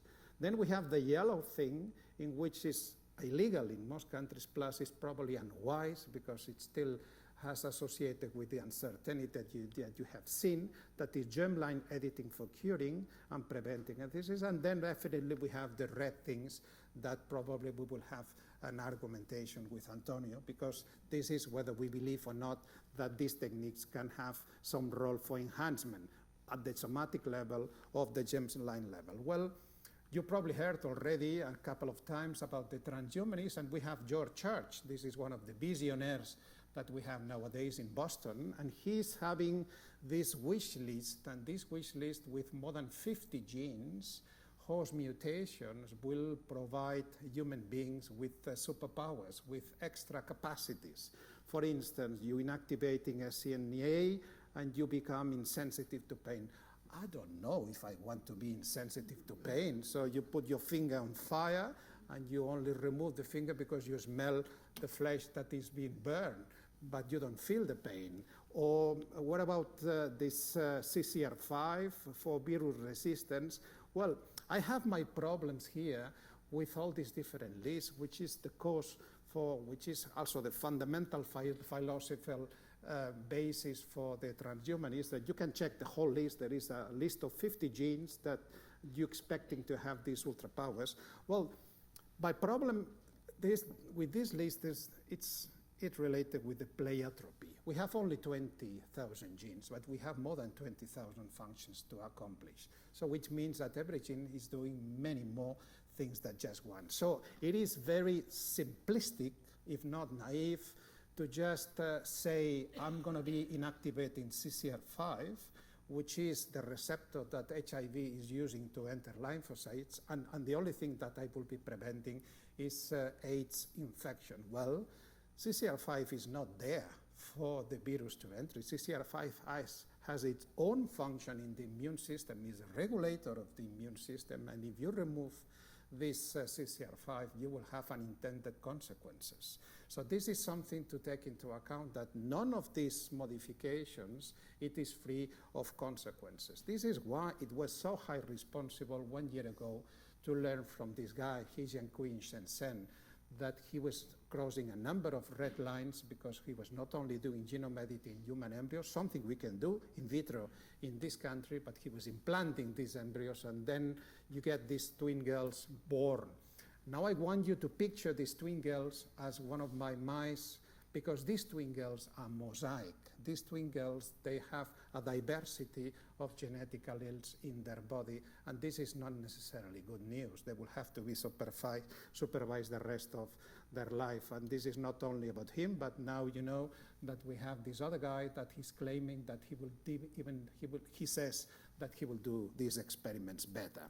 So what is my take on this? Well, my take on this is that I think I have to declare myself as a happy user of this tool, and I think this is a true revolution already in the lab for biology, biotechnology, and medicine. We're doing things that we couldn't do before, but we need to remember that we have to do this with responsibility, because we have to question, do we have to do all the experiments that we can do simply because we can?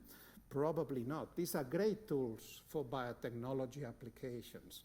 We will be eating genome-edited products before genome editing is being used, universalized for treating our diseases. This is clear. They have been instrumental for diseases, but we're not controlling the output. We need to understand we're not controlling the output, and this is associated with this uncertainty. And this makes this whole procedures unsafe at this moment in time. Unsafe for in vivo and potentially used for ex vivo. So this is why most of the applications that we will be seeing, with a couple of exceptions, they are ex vivo, in which you can select the cells that you will bring back to this. So basically finishing by saying that this is gene therapy applications, basically correcting this mutation. We have ex vivo and in vivo, and as you know, and if you double check these clinical trials GOP in the US, you will see that today we have like 30 clinical trials that have been approved that are just ongoing on CRISPR, but I know that there are hundreds that are being evaluated, so we will see a blooming in the forthcoming months. So CRISPR is everywhere. It's not only in biomedicine, it's in all these different aspects. And I think we need to approach this with not only, we have to embrace this technology, but we have to remember also to use this with responsibility. Just to finish up by thanking people and the institution that provides some money. Thank you.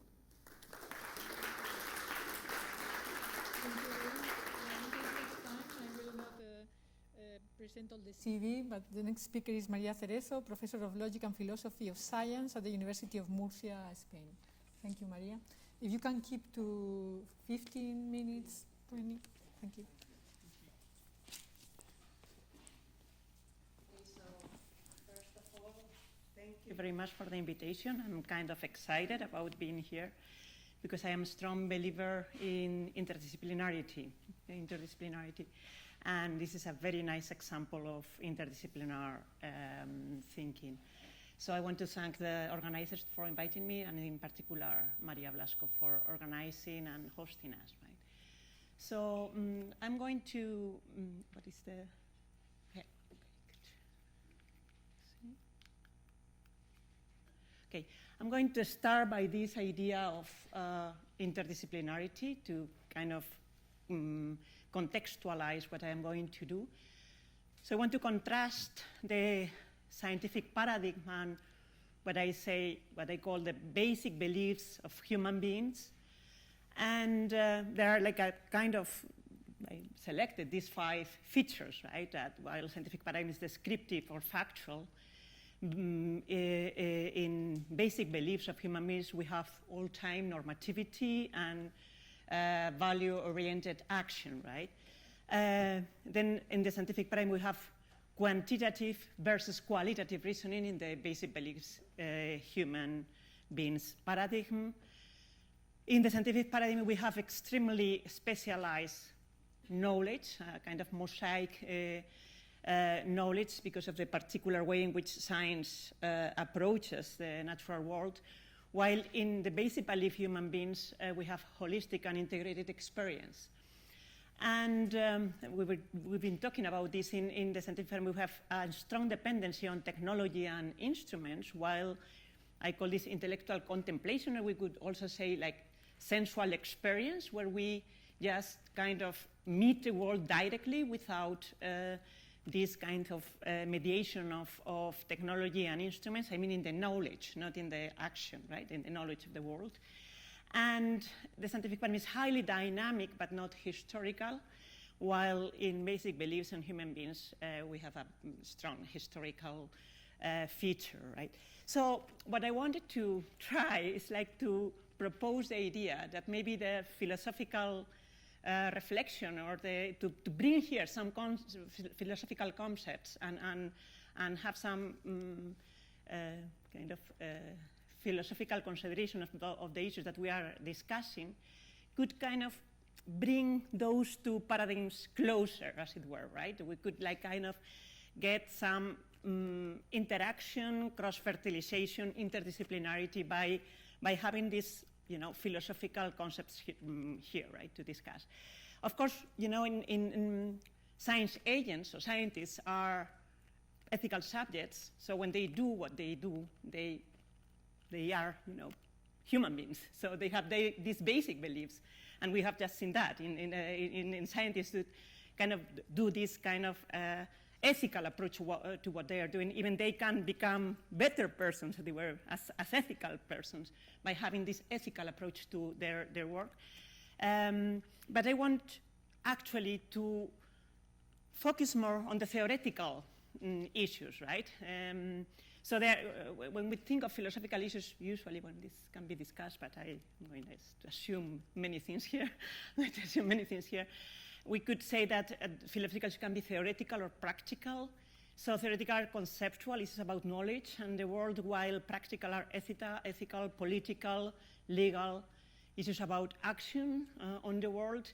And I mean, we've been listening before, in the before presentation, some ethical reflections on this, and I think that we'll be listening also ethical reflections and political and legal considerations in the next talk. So I'm going just to focus on the conceptual ones, theoretical ones, that sometimes they are not so, I would say, so appealing, as it were, because they don't tell me how I should act right now or tomorrow, but they give me some insight, some light in order to have conceptual tools in order to solve the ethical questions, right? So there are 4 questions I'm going to well, actually 2 questions, and then I will just present other questions that I won't have time to deal with, right? So the first one is one that is actually in the kind of scheme of the workshop, that is whether CRISPR-Cas involves a return to Lamarckian views on biology. I will say something about that. Then I will address one question that it's been, you know, dealt before, and actually in Lluis' book, he starts by saying a revolution, right? That I will try to see whether what philosophy of technology say about what a technological revolution is can give us light to see whether CRISPR-Cas is actually revolutionary. So, then I'll present just some other questions that I won't be able to. And then I'll try, I will me saldré del guión. Let me leave the script for a while and say something about philosophy and cancer since I am here, right? And it's what I'm working right now, so that's why I want to really, so in 1 and 2, I'm going to present works by other philosophers, mainly Kunin and Baxter, 2 philosophers that's been working, those are, well, Kunin is a scientist, but he's done work in collaboration with philosophers. And Janela Baxter is a philosopher, and I'll present their work. While in 4th, if I have time, otherwise I won't, I will present what I'm doing now about philosophy and cancer, right? So let me go to the first one, right? So there is this issue in the journal Biology and Philosophy, published this year, about this question, about the Lamarckian kind of feature of CRISPR-Cas technology, right? In particular, Kunin has given a positive answer to the question, but it's important to see what the question is and what the positive question is the positive answer is to the question. So he says that the question is not whether the evolution of CRISPR-Cas systems is Lamarckian, because of course the role of chance in the origin and evolution of CRISPR-Cas systems is clear. It's clear that it was like that. But whether the CRISPR-Cas mechanism has a Lamarckian character. So in a way, he has this notion of Lamarckian mechanism, not just like Lamarckian evolution, but Lamarckian mechanisms, some mechanisms that imitate or mirror what Lamarckian evolution is, and this is what he says, yes, it is this way, right?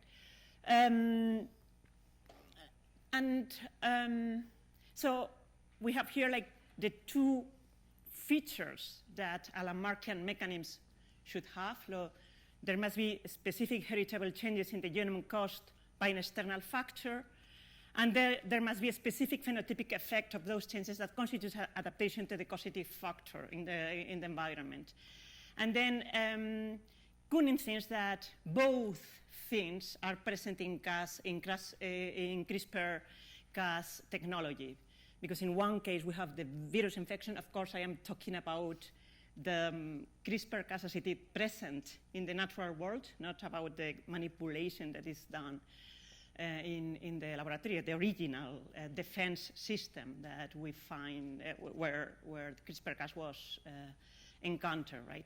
So there is virus infection, so in relation to the first of the features. And then there's also adaptation, since the inserted spacer is transcribed to produce CRISPR RNA that is employed as a guide to recognize and inactivate the cognate foreign DNA, right? So that's why he thinks that we can see a kind of Lamarckian mechanism in CRISPR-Cas technology or actual. But the interesting thing is that he distinguishes between 2 kind of Lamarckian mechanisms, one that is called by him bona fide Lamarckian, and another one that is called quasi-Lamarckian. And the interesting thing is that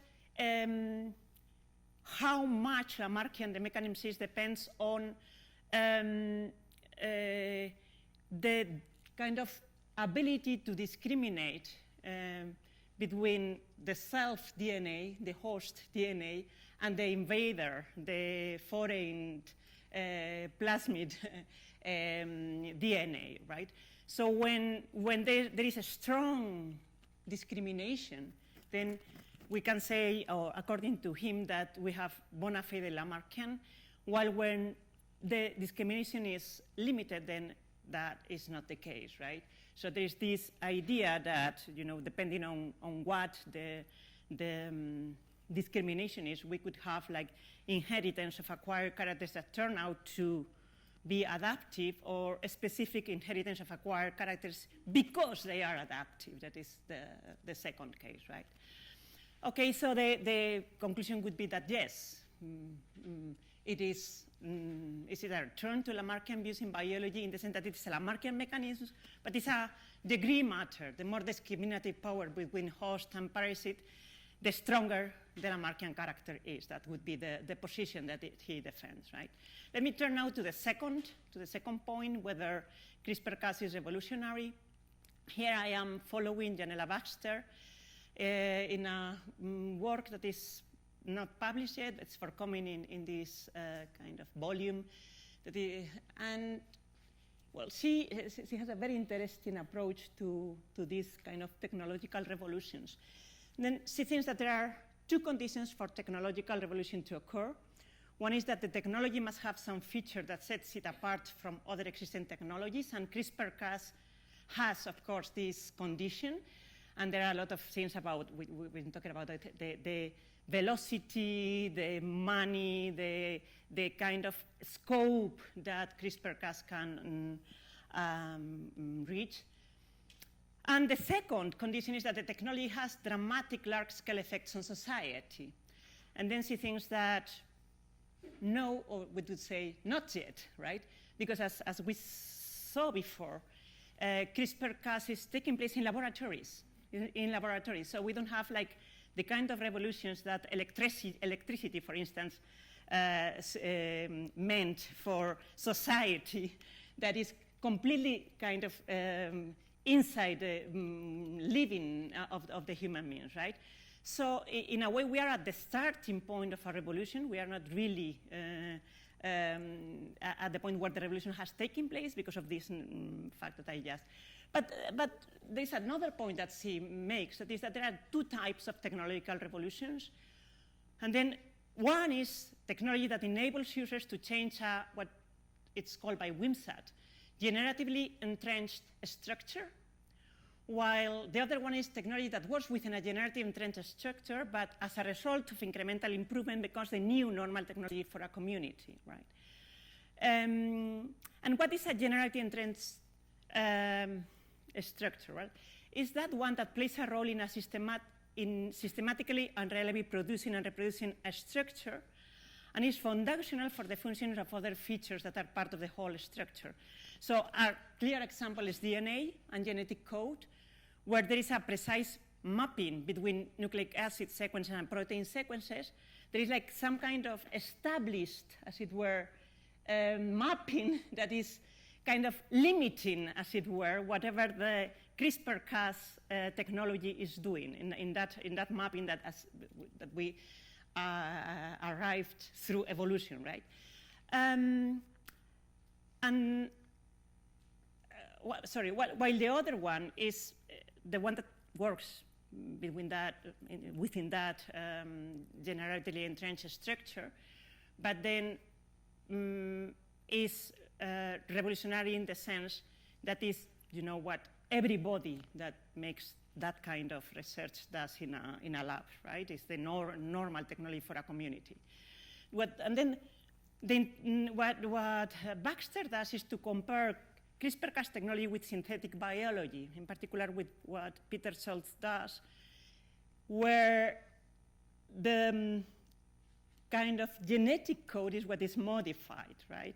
Where that new proteins are synthesized. You know? Then this is comparing that, and then she's saying, well, in the case of CRISPR-Cas, it functions within a generatively entrenched structure, which is the genetic code, while in the case of synthetic biology, it's actually trying to modify that. And then in that sense, CRISPR-Cas would be just of the second kind of technological revolution, because of course it's the normal technology for a community, and while the other one is not, the synthetic biology one, right? So we will have like this classification of revolutions. The predictability is different, but what I want now to focus, because I think that is the interesting point about this, is that this gives us some clues about normativity or ethical questions, this idea of the difference. Because in the case of CRISPR-Cas, we could have like classical or ethical concern risk, but see things that an important risk that is not so many times observed is that since it's such a normal kind of procedure used by scientists in laboratories, the risk would be that the real-world solutions might be overwhelmingly addressed by gene editing technologies when other solutions are more apt. So as it were, that there is a homogenization of this kind of technology, and there may be problems that are easier or even more ethical to be solved in other ways, but that just the fact that it's so much extended is not. So in a way, the extension of the technology could blind us as researchers, right? And in the other case, we have like these unnatural amino acids into proteins where the strong uncertainty and risk is much bigger and greater, as it were.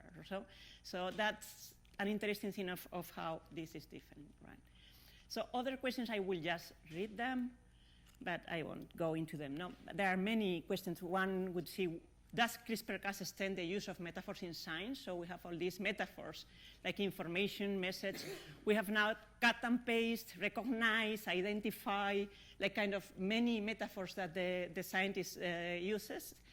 The second question would be, what's the relation between CRISPR-Cas technology and determinism, genetic determinism? There's been something about this in the discussion this morning. And then the third one would be whether CRISPR-Cas presupposes the idea that causation must be defined in terms of intervention manipulation, right?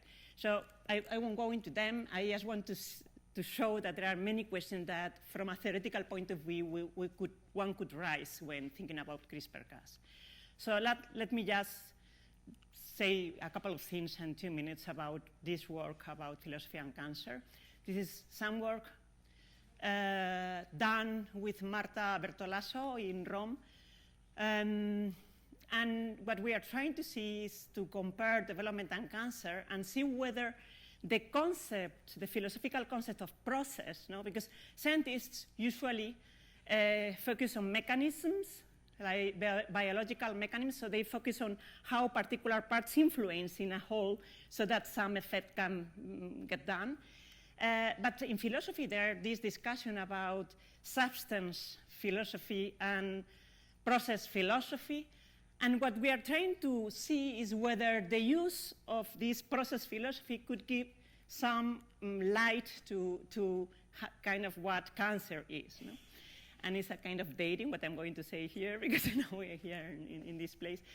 But what we do is to compare the process, organisms, and cancer, and there's some sub-processes. When we talk about cell replication, proliferation, and cell type differentiation and heterogenization, and cell location, migration, and invasion of metastases, we have this analogy between these three sub-processes. There are other sub-processes in development and cancer, but these three could be used.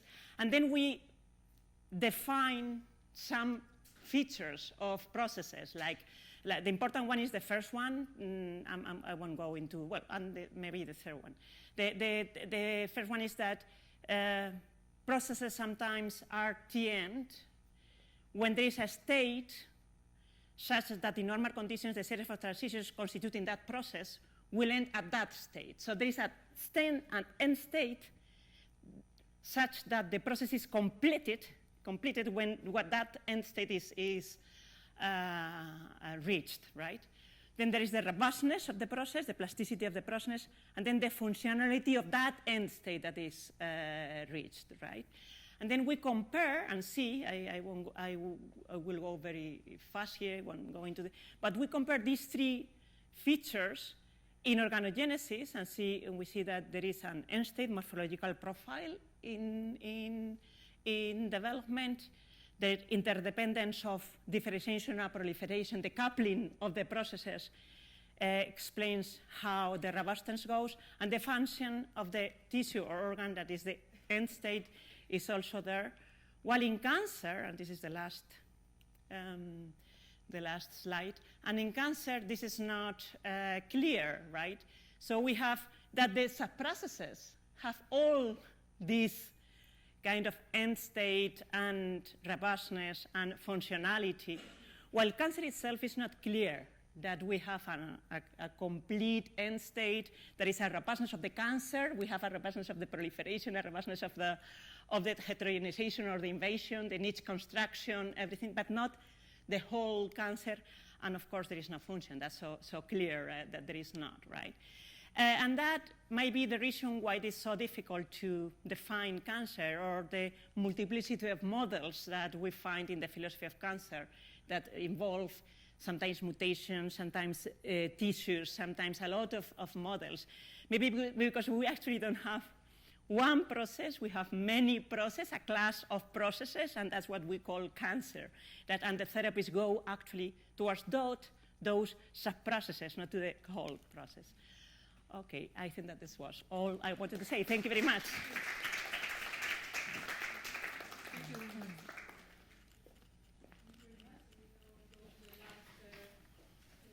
Íñigo de Miguel, who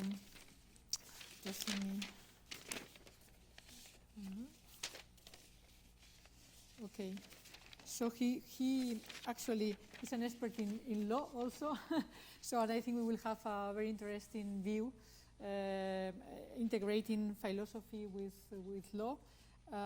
He's a teacher of the University of the Basque Country, and he studied actually economics and business management, but he has also studied law in the UNED and philosophy in the University of the Basque Country, so multidisciplinary view. Thank you. Okay, thank you so much, Maria. Well, I would like to start by just thanking all the organizers for letting me be here, Arantza, Antonio, Maria, and also I would like to have a special thank you to Mercedes, because you did it really well. You know, we are quite used to go different places in this world. We know what is a very good organizer and someone who's very kind. So thank you so much, Mercedes. Okay. Well, I don't have a presentation in the way that we do. You know, usually philosophers, well, and lawyers, we don't really need to have something like that, in my opinion. So I will try to, you know, to make good use of my time and try to just face the kind of issues I think that are relevant after hearing all the rest of you, because one of the best things of being the last one is that I can already, you know, more or less complete what we have. So I will just mainly focus on some kind of the ethical issues regarding gene editing. I will have, anyway, let me just say that from my perspective as a lawyer, I disagree with my dear friend Lluis. I'm not so sure that gene editing is forbidden, banned in Spain and in the EU. It depends. There are some different interpretations that might work on that, okay? Anyway, let's focus on the ethical issues. First of all, I must beg your pardon and your patience. Those people who work in ethics are not as fast as biologists are. You know, we've been discussing the same topics for about 2,000 years, never arriving to some, you know, definitive conclusions on that. Biologists instead, you know, 100 years ago, you were those were kind, I would say, were people, you know, just playing with beans, yellow and green beans, and we didn't know what you were doing with that. 100 years after, they are promising us, or maybe threatening, in converting us in immortal beings, so that's very impressive. It's quite clear that ethics will never work in the same path. We cannot do that, okay?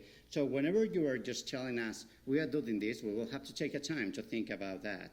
Moreover, professional ethicists, we all know that it's not so easy to arrive into a conclusion, and it's even much more complicated to involve public opinion in the discussions. I mean, one of the problems that we have right now is that I really think that this topic is very important. We need to make common decisions because it will affect everyone in this world if this works well. But I don't think that the public opinion is so aware of this fact, and I think it's very difficult to attract them in any way. But we will try to. And one of the things that we are doing is something like what we are doing right here, right now, today. So thank you again for you, because I think it's very important. Well, then I will try to ask some ethical issues that rise with this. I will just leave apart everything related with somatic cells, because I totally agree with Luis in the sense that, yeah, somatic cells are not so relevant. I mean, as relevant as any other kind of clinical trials might be in this world, so nothing really impressive. The most challenging thing that we have is all changes that are affecting the germline, especially the stem. That's the key point, and it's also the most disruptive thing, and it's the most important, and it's what could mark a future. So the thing is that at the very beginning, we all have to keep in mind that, in principle, we all have a right to research, a right to. So it's, I mean, those who want to make research on this, those who want to perform all these, have initially a right to do so, and all those who want to ban this who have to give good reasons to ban it. It doesn't work the other way. I mean, those who want to forbid it, to ban it, are the ones who have to give good reasons. Are there any good reasons for banning this? Might be. But are there any good ethical reasons? Not so sure. I will try to explain myself. Usually the most compulsive factor is risk. Okay, yes, these technologies are very risky, especially at the present moment. But I'm not so sure about whether risk is really an ethical issue. I mean, nobody really loves risk. I mean, not at least in this part of our lives. So I think there's a general common argument on the idea that we will have to avoid risk. And there is not an ethical discussion on that. I know no one who say, no, risk is good, just do this with embryos if risk is high, better than if it's low. No one is defending this position. So the question of risk is just a question of arriving to an agreement of what kind of risk is permissible. That's the thing that we have. And when we are reaching that point, that's what we have. But I don't think that no one working on ethics will really get deep into this discussion. It's not our part, to be sincere. We just can't say something like that.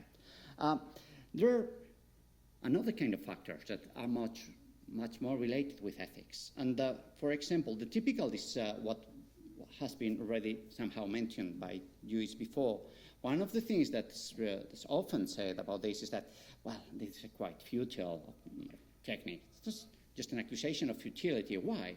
Because there are lots of people that are saying, well, in reality, most of the things that you can do through CRISPR-Cas can be done thanks to PGD. So we don't need, this new technology that is so dangerous. Well, we can just go on with that. I think that this does not make a sense. From a lot of point of view, first, both technologies are not the same. PGD involves destroying embryos. CRISPR does not involve destroying embryos at all. It means just repairing embryos. Okay, just to use the word repairing instead of curing, but it's any of these things. So it's totally different from a philosophical point of view. Moreover, PGD only serves to address some kind of diseases, usually monogenic diseases. You just screen them and forget about the embryos that show this kind of genes, okay, pathological genes. Instead, CRISPR-Cas is promising us much better applications, much wider applications. For example, you can change BRCA genes via CRISPR-Cas, but you cannot do this via pre-implantation genetic diagnosis. Doesn't make any sense. So not the same ethically, not the same kind of possible application in practice. So they are not the same, okay? And it's good to have this in mind. Another of the reasons that I usually given against this is what we call the respect for human dignity and nature as it is. But Antonio has already explained that wonderfully, quoting excellent authors, so I will say nothing else than what he said before. I think it doesn't make any sense. It's not so important, okay? The third thing that could be, the third factor is something like identity. There are lots of people that are saying, no, pay attention to this because CRISPR-Cas technology in embryos might really alter their identity. They will never be the same, so pay attention because identity is a very important and valuable thing. Well, I quite disagree on that. First of all, I'm not so sure on whether identity is so important. For those who don't know about that, identity is more or less the thing that makes yourself be yourself. Whenever you hear something like, be yourself no matter what they say, they are talking about identity. That's the point of that, okay? But do you think that it's so important? I mean, it's good to be yourself, but depending who you are as yourself. I know lots of people, I would recommend that please be whoever you want but yourself, okay? So it will be very good for them to have their identity change it. So if, for example, you find an embryo and you say, no, this is embryo suffering for a terrible disease, and this is part of its identity, might happen. But it would be so bad to change this identity, a pathological identity for a non-pathological identity. I'm not so sure about that. So I would say it's good to protect identity, but not in any case. We will just have to see and take a look case by case and see what we are changing in that. Then we'll have some other factors that are only quite relevant on this. I think that might be more important. One of them that is very typical is those people who are saying, well, but maybe we should make a distinction between therapy and what is called enhancement. I'm not so keen on this distinction. I mean, I don't think it's so relevant. It's very difficult to trace distinctions. We finally have to make decisions, okay? I much prefer to concentrate on whether we are just trying to focus on what we call absolute goods, such as health, or what we call positional goods, comparative goods. For example, health is absolute in the sense that everybody wants to have a better health. But in terms of comparative goods, it's not really the same. I mean, think, for example, of intelligence or morality. I mean, moral stature, how good you are. Well, I would say, first of all, if I change my children's intelligence, and lots of people do the same, happens something magically. Those children who have not been altered are not any longer normal people. They become a little bit, not so intelligent, because intelligence is quite a positional good, and we make comparisons between people. So if we make some of us more intelligent, automatically the rest of them become less intelligent. And this is quite unfair in so many ways. And moreover, we never know what happens with that. I mean, if you have healthier descendants, that will always be good for them. But with intelligence and morality, I'm not so sure. Think, for example, about, our colleague coming from Norway. You might have children, I don't know. But think, in the Norwegian mentality, if you can decide how your children will be, you will probably say, I would like to have intelligent and good children, okay? And modify them to make them, make their lives happier and have a better career and so on. But by circumstances of life, you move into Spain with those very intelligent and very good children, and then you discover that here, this is not really working so well. And what in Norway was a kind of very good thing to do in Spain is quite an issue. I mean, that in Spain maybe being so intelligent and especially so good, it will not bring them, the best in life. So, I mean, it's quite easy to discuss what is good or bad for children in this kind of goods. But of course, we also have some other good reasons that come to my mind.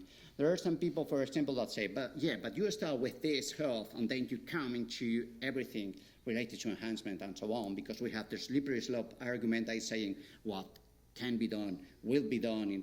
Nobody believes this, really. Because if you really believe that, we end up with a discussion. If this is going to happen, this is going to happen. So let's stop discussing that, because if we cannot stop it, it doesn't make any sense even to discuss about it. But we don't believe that. I don't believe that. I think that we could, introduce some kind of, essential points that will never be trespassed or something like this, boundaries that we call usually. I'm much more keen on some different arguments that are not usually so well related or exposed. One of my favorites is that indeed, if we introduce this kind of technologies, it will happen, yes, indeed, that we could start thinking that we have a kind of moral obligation to bring the best possible children to this world. But the main problem is that doing so involves using in vitro fecundation. It's the only way of doing it right now. But in vitro fecundation is quite expensive. So this means that not everybody could afford that. And I think that this could bring us in somehow of injustice, inequity, social inequity. I mean, a bigger social inequity that we have right now. And it's very difficult to cover that gap if public institutions are not really funding anything like that. But on the other hand, I'm not so sure if we are ready to have a future where all children will have to be created through in vitro fecundation in so many ways. And there will be some people that will oppose to that for lots of different reasons, but they will have, children that will not be as healthy as the other ones. And this could bring to some kind, of moral sense of guilty. They will blame themselves probably of not being able to do anything like that. And finally, there's a very interesting factor that is not usually discussed, and it's a kind of gender issue that we have in here. If we are thinking that this must be performed through in vitro fecundation, well, in vitro fecundation involves a lot of sacrifices, but they affect mostly to women. I mean, I don't know if you know about that, but the role that we men play in vitro fecundation is not so important, and it's not really, you know, I would say it's even a quite happy part of that. So I would say instead women are, you know, in a risky business, they suffer from some consequences. You know, everything that's related with, you know, with in vitro fecundation processes is dangerous and is disturbing for women, and it could bring into some very, very hard results as a final. So we must at least keep in mind that if we are introducing this, if we are introducing some kind of moral obligations, as Maria Blasco, for example, is proposing and so on, that will have a little bit of gender issues involved in that are not usually so highlighted, but I think it is important to bring them in the table, to be fair, you know? And that's all. I'm not going to say anything else. I think that it was more than enough to have a nice debate, okay? Thank you so much, everyone.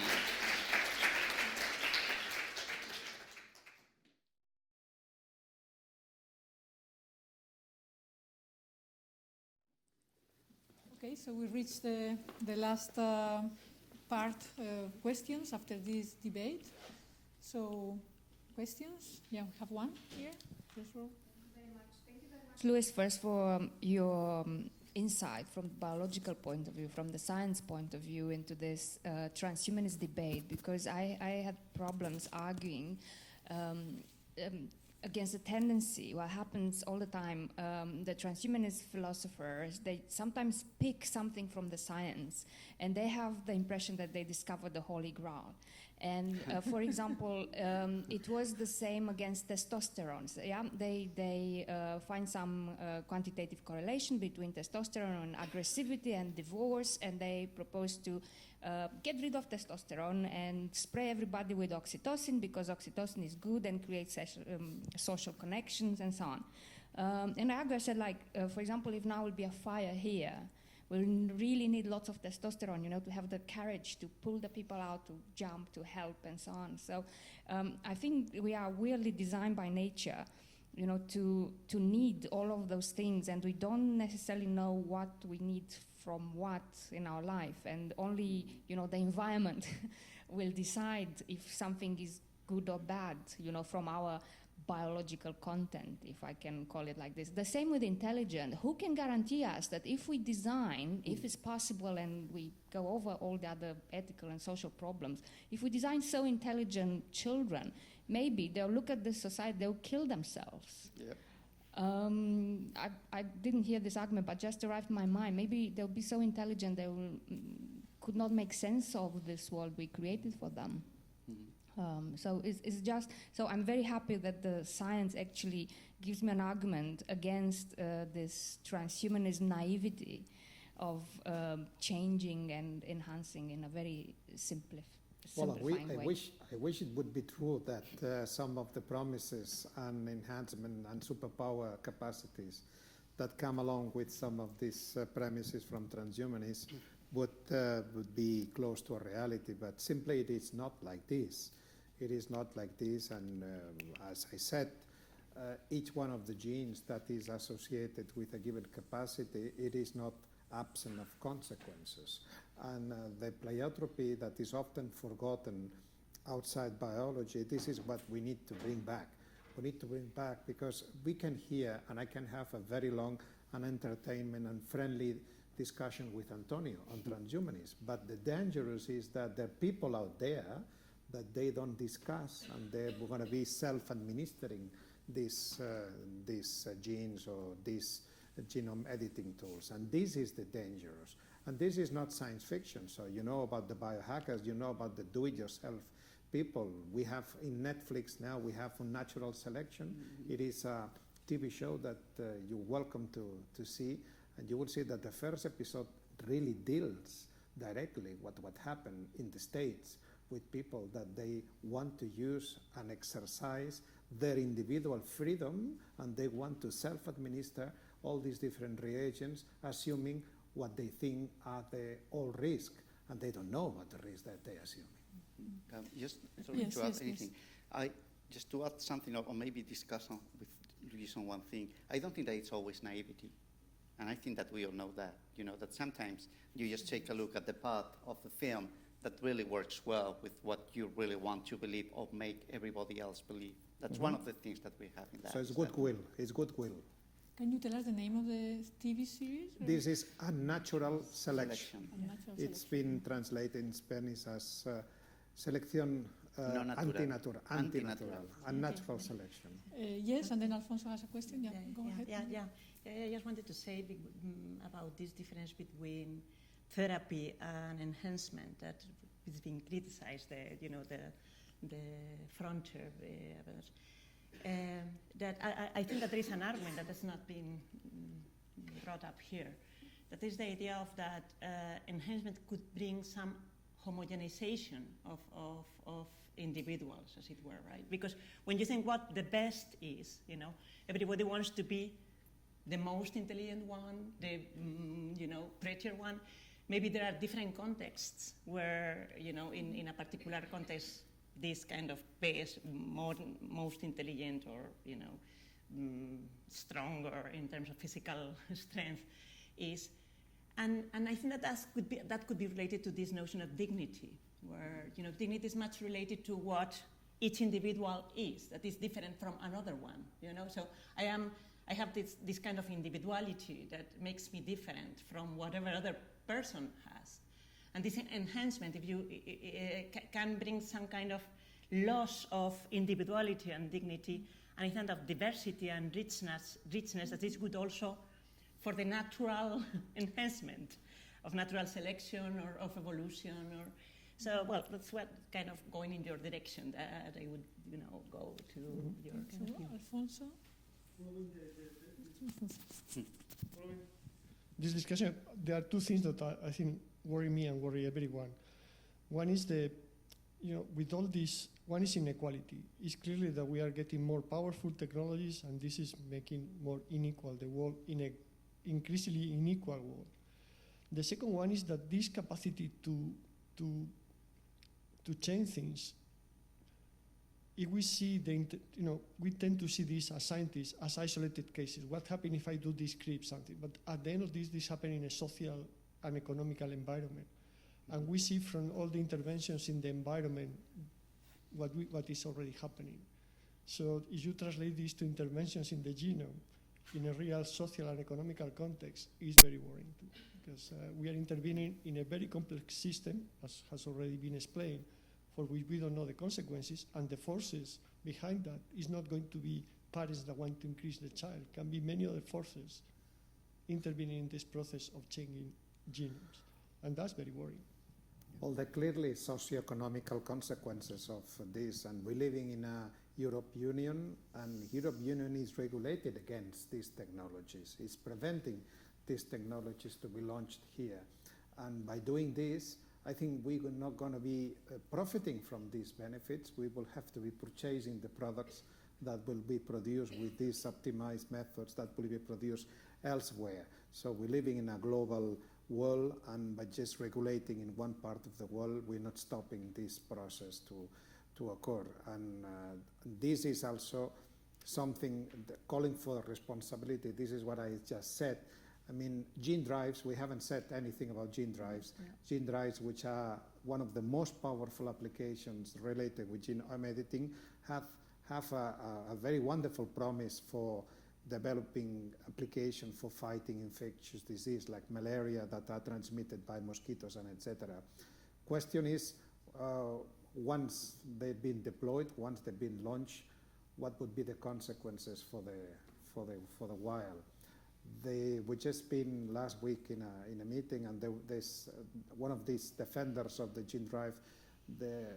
He says that Tony Nolan from Liverpool, he says that we're probably overestimating the effects that we can cause into the wild, and probably because of this, we still need to be following down the path and using these gene drives, because at the moment, there's still 500,000 people dying every year of malaria, and we're not doing much. We're not progressing much. So at least this is something we need to take into account. And Lluis, I think that if this would happen in the EU and the USA, the discussion will be totally different.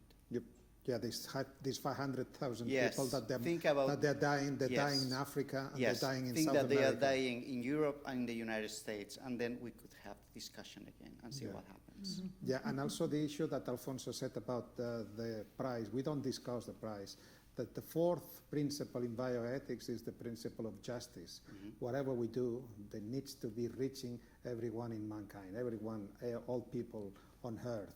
And well, we are not there with biomedical applications which are CRISPR-Cas related directly. They are clinical trials. They are not approved applications, but the previous ones, so the gene therapy application that we're witnessing now, you see that they are in the range of 500,000 to even more than 1 million euros per patient. And this is something that we have to reflect whether this is the path we have to follow. We have to probably envision some different scenarios. We have to share risk. We have to negotiate down these prices, because otherwise we're not creating a better world. We are creating a world of inequality. Okay, Antonio, I think this will be the last question, because we are already approaching, very dangerous starvation times. Just looking for an agreement between Luis and Íñigo. I think impossible. Impossible. But we're friends. I think Luis is right that there is very good scientific reason, because the promises of transhumanism are crazy and very, very difficult to accept. But Íñigo is right in that philosophical reasons given against transhumanism are very bad.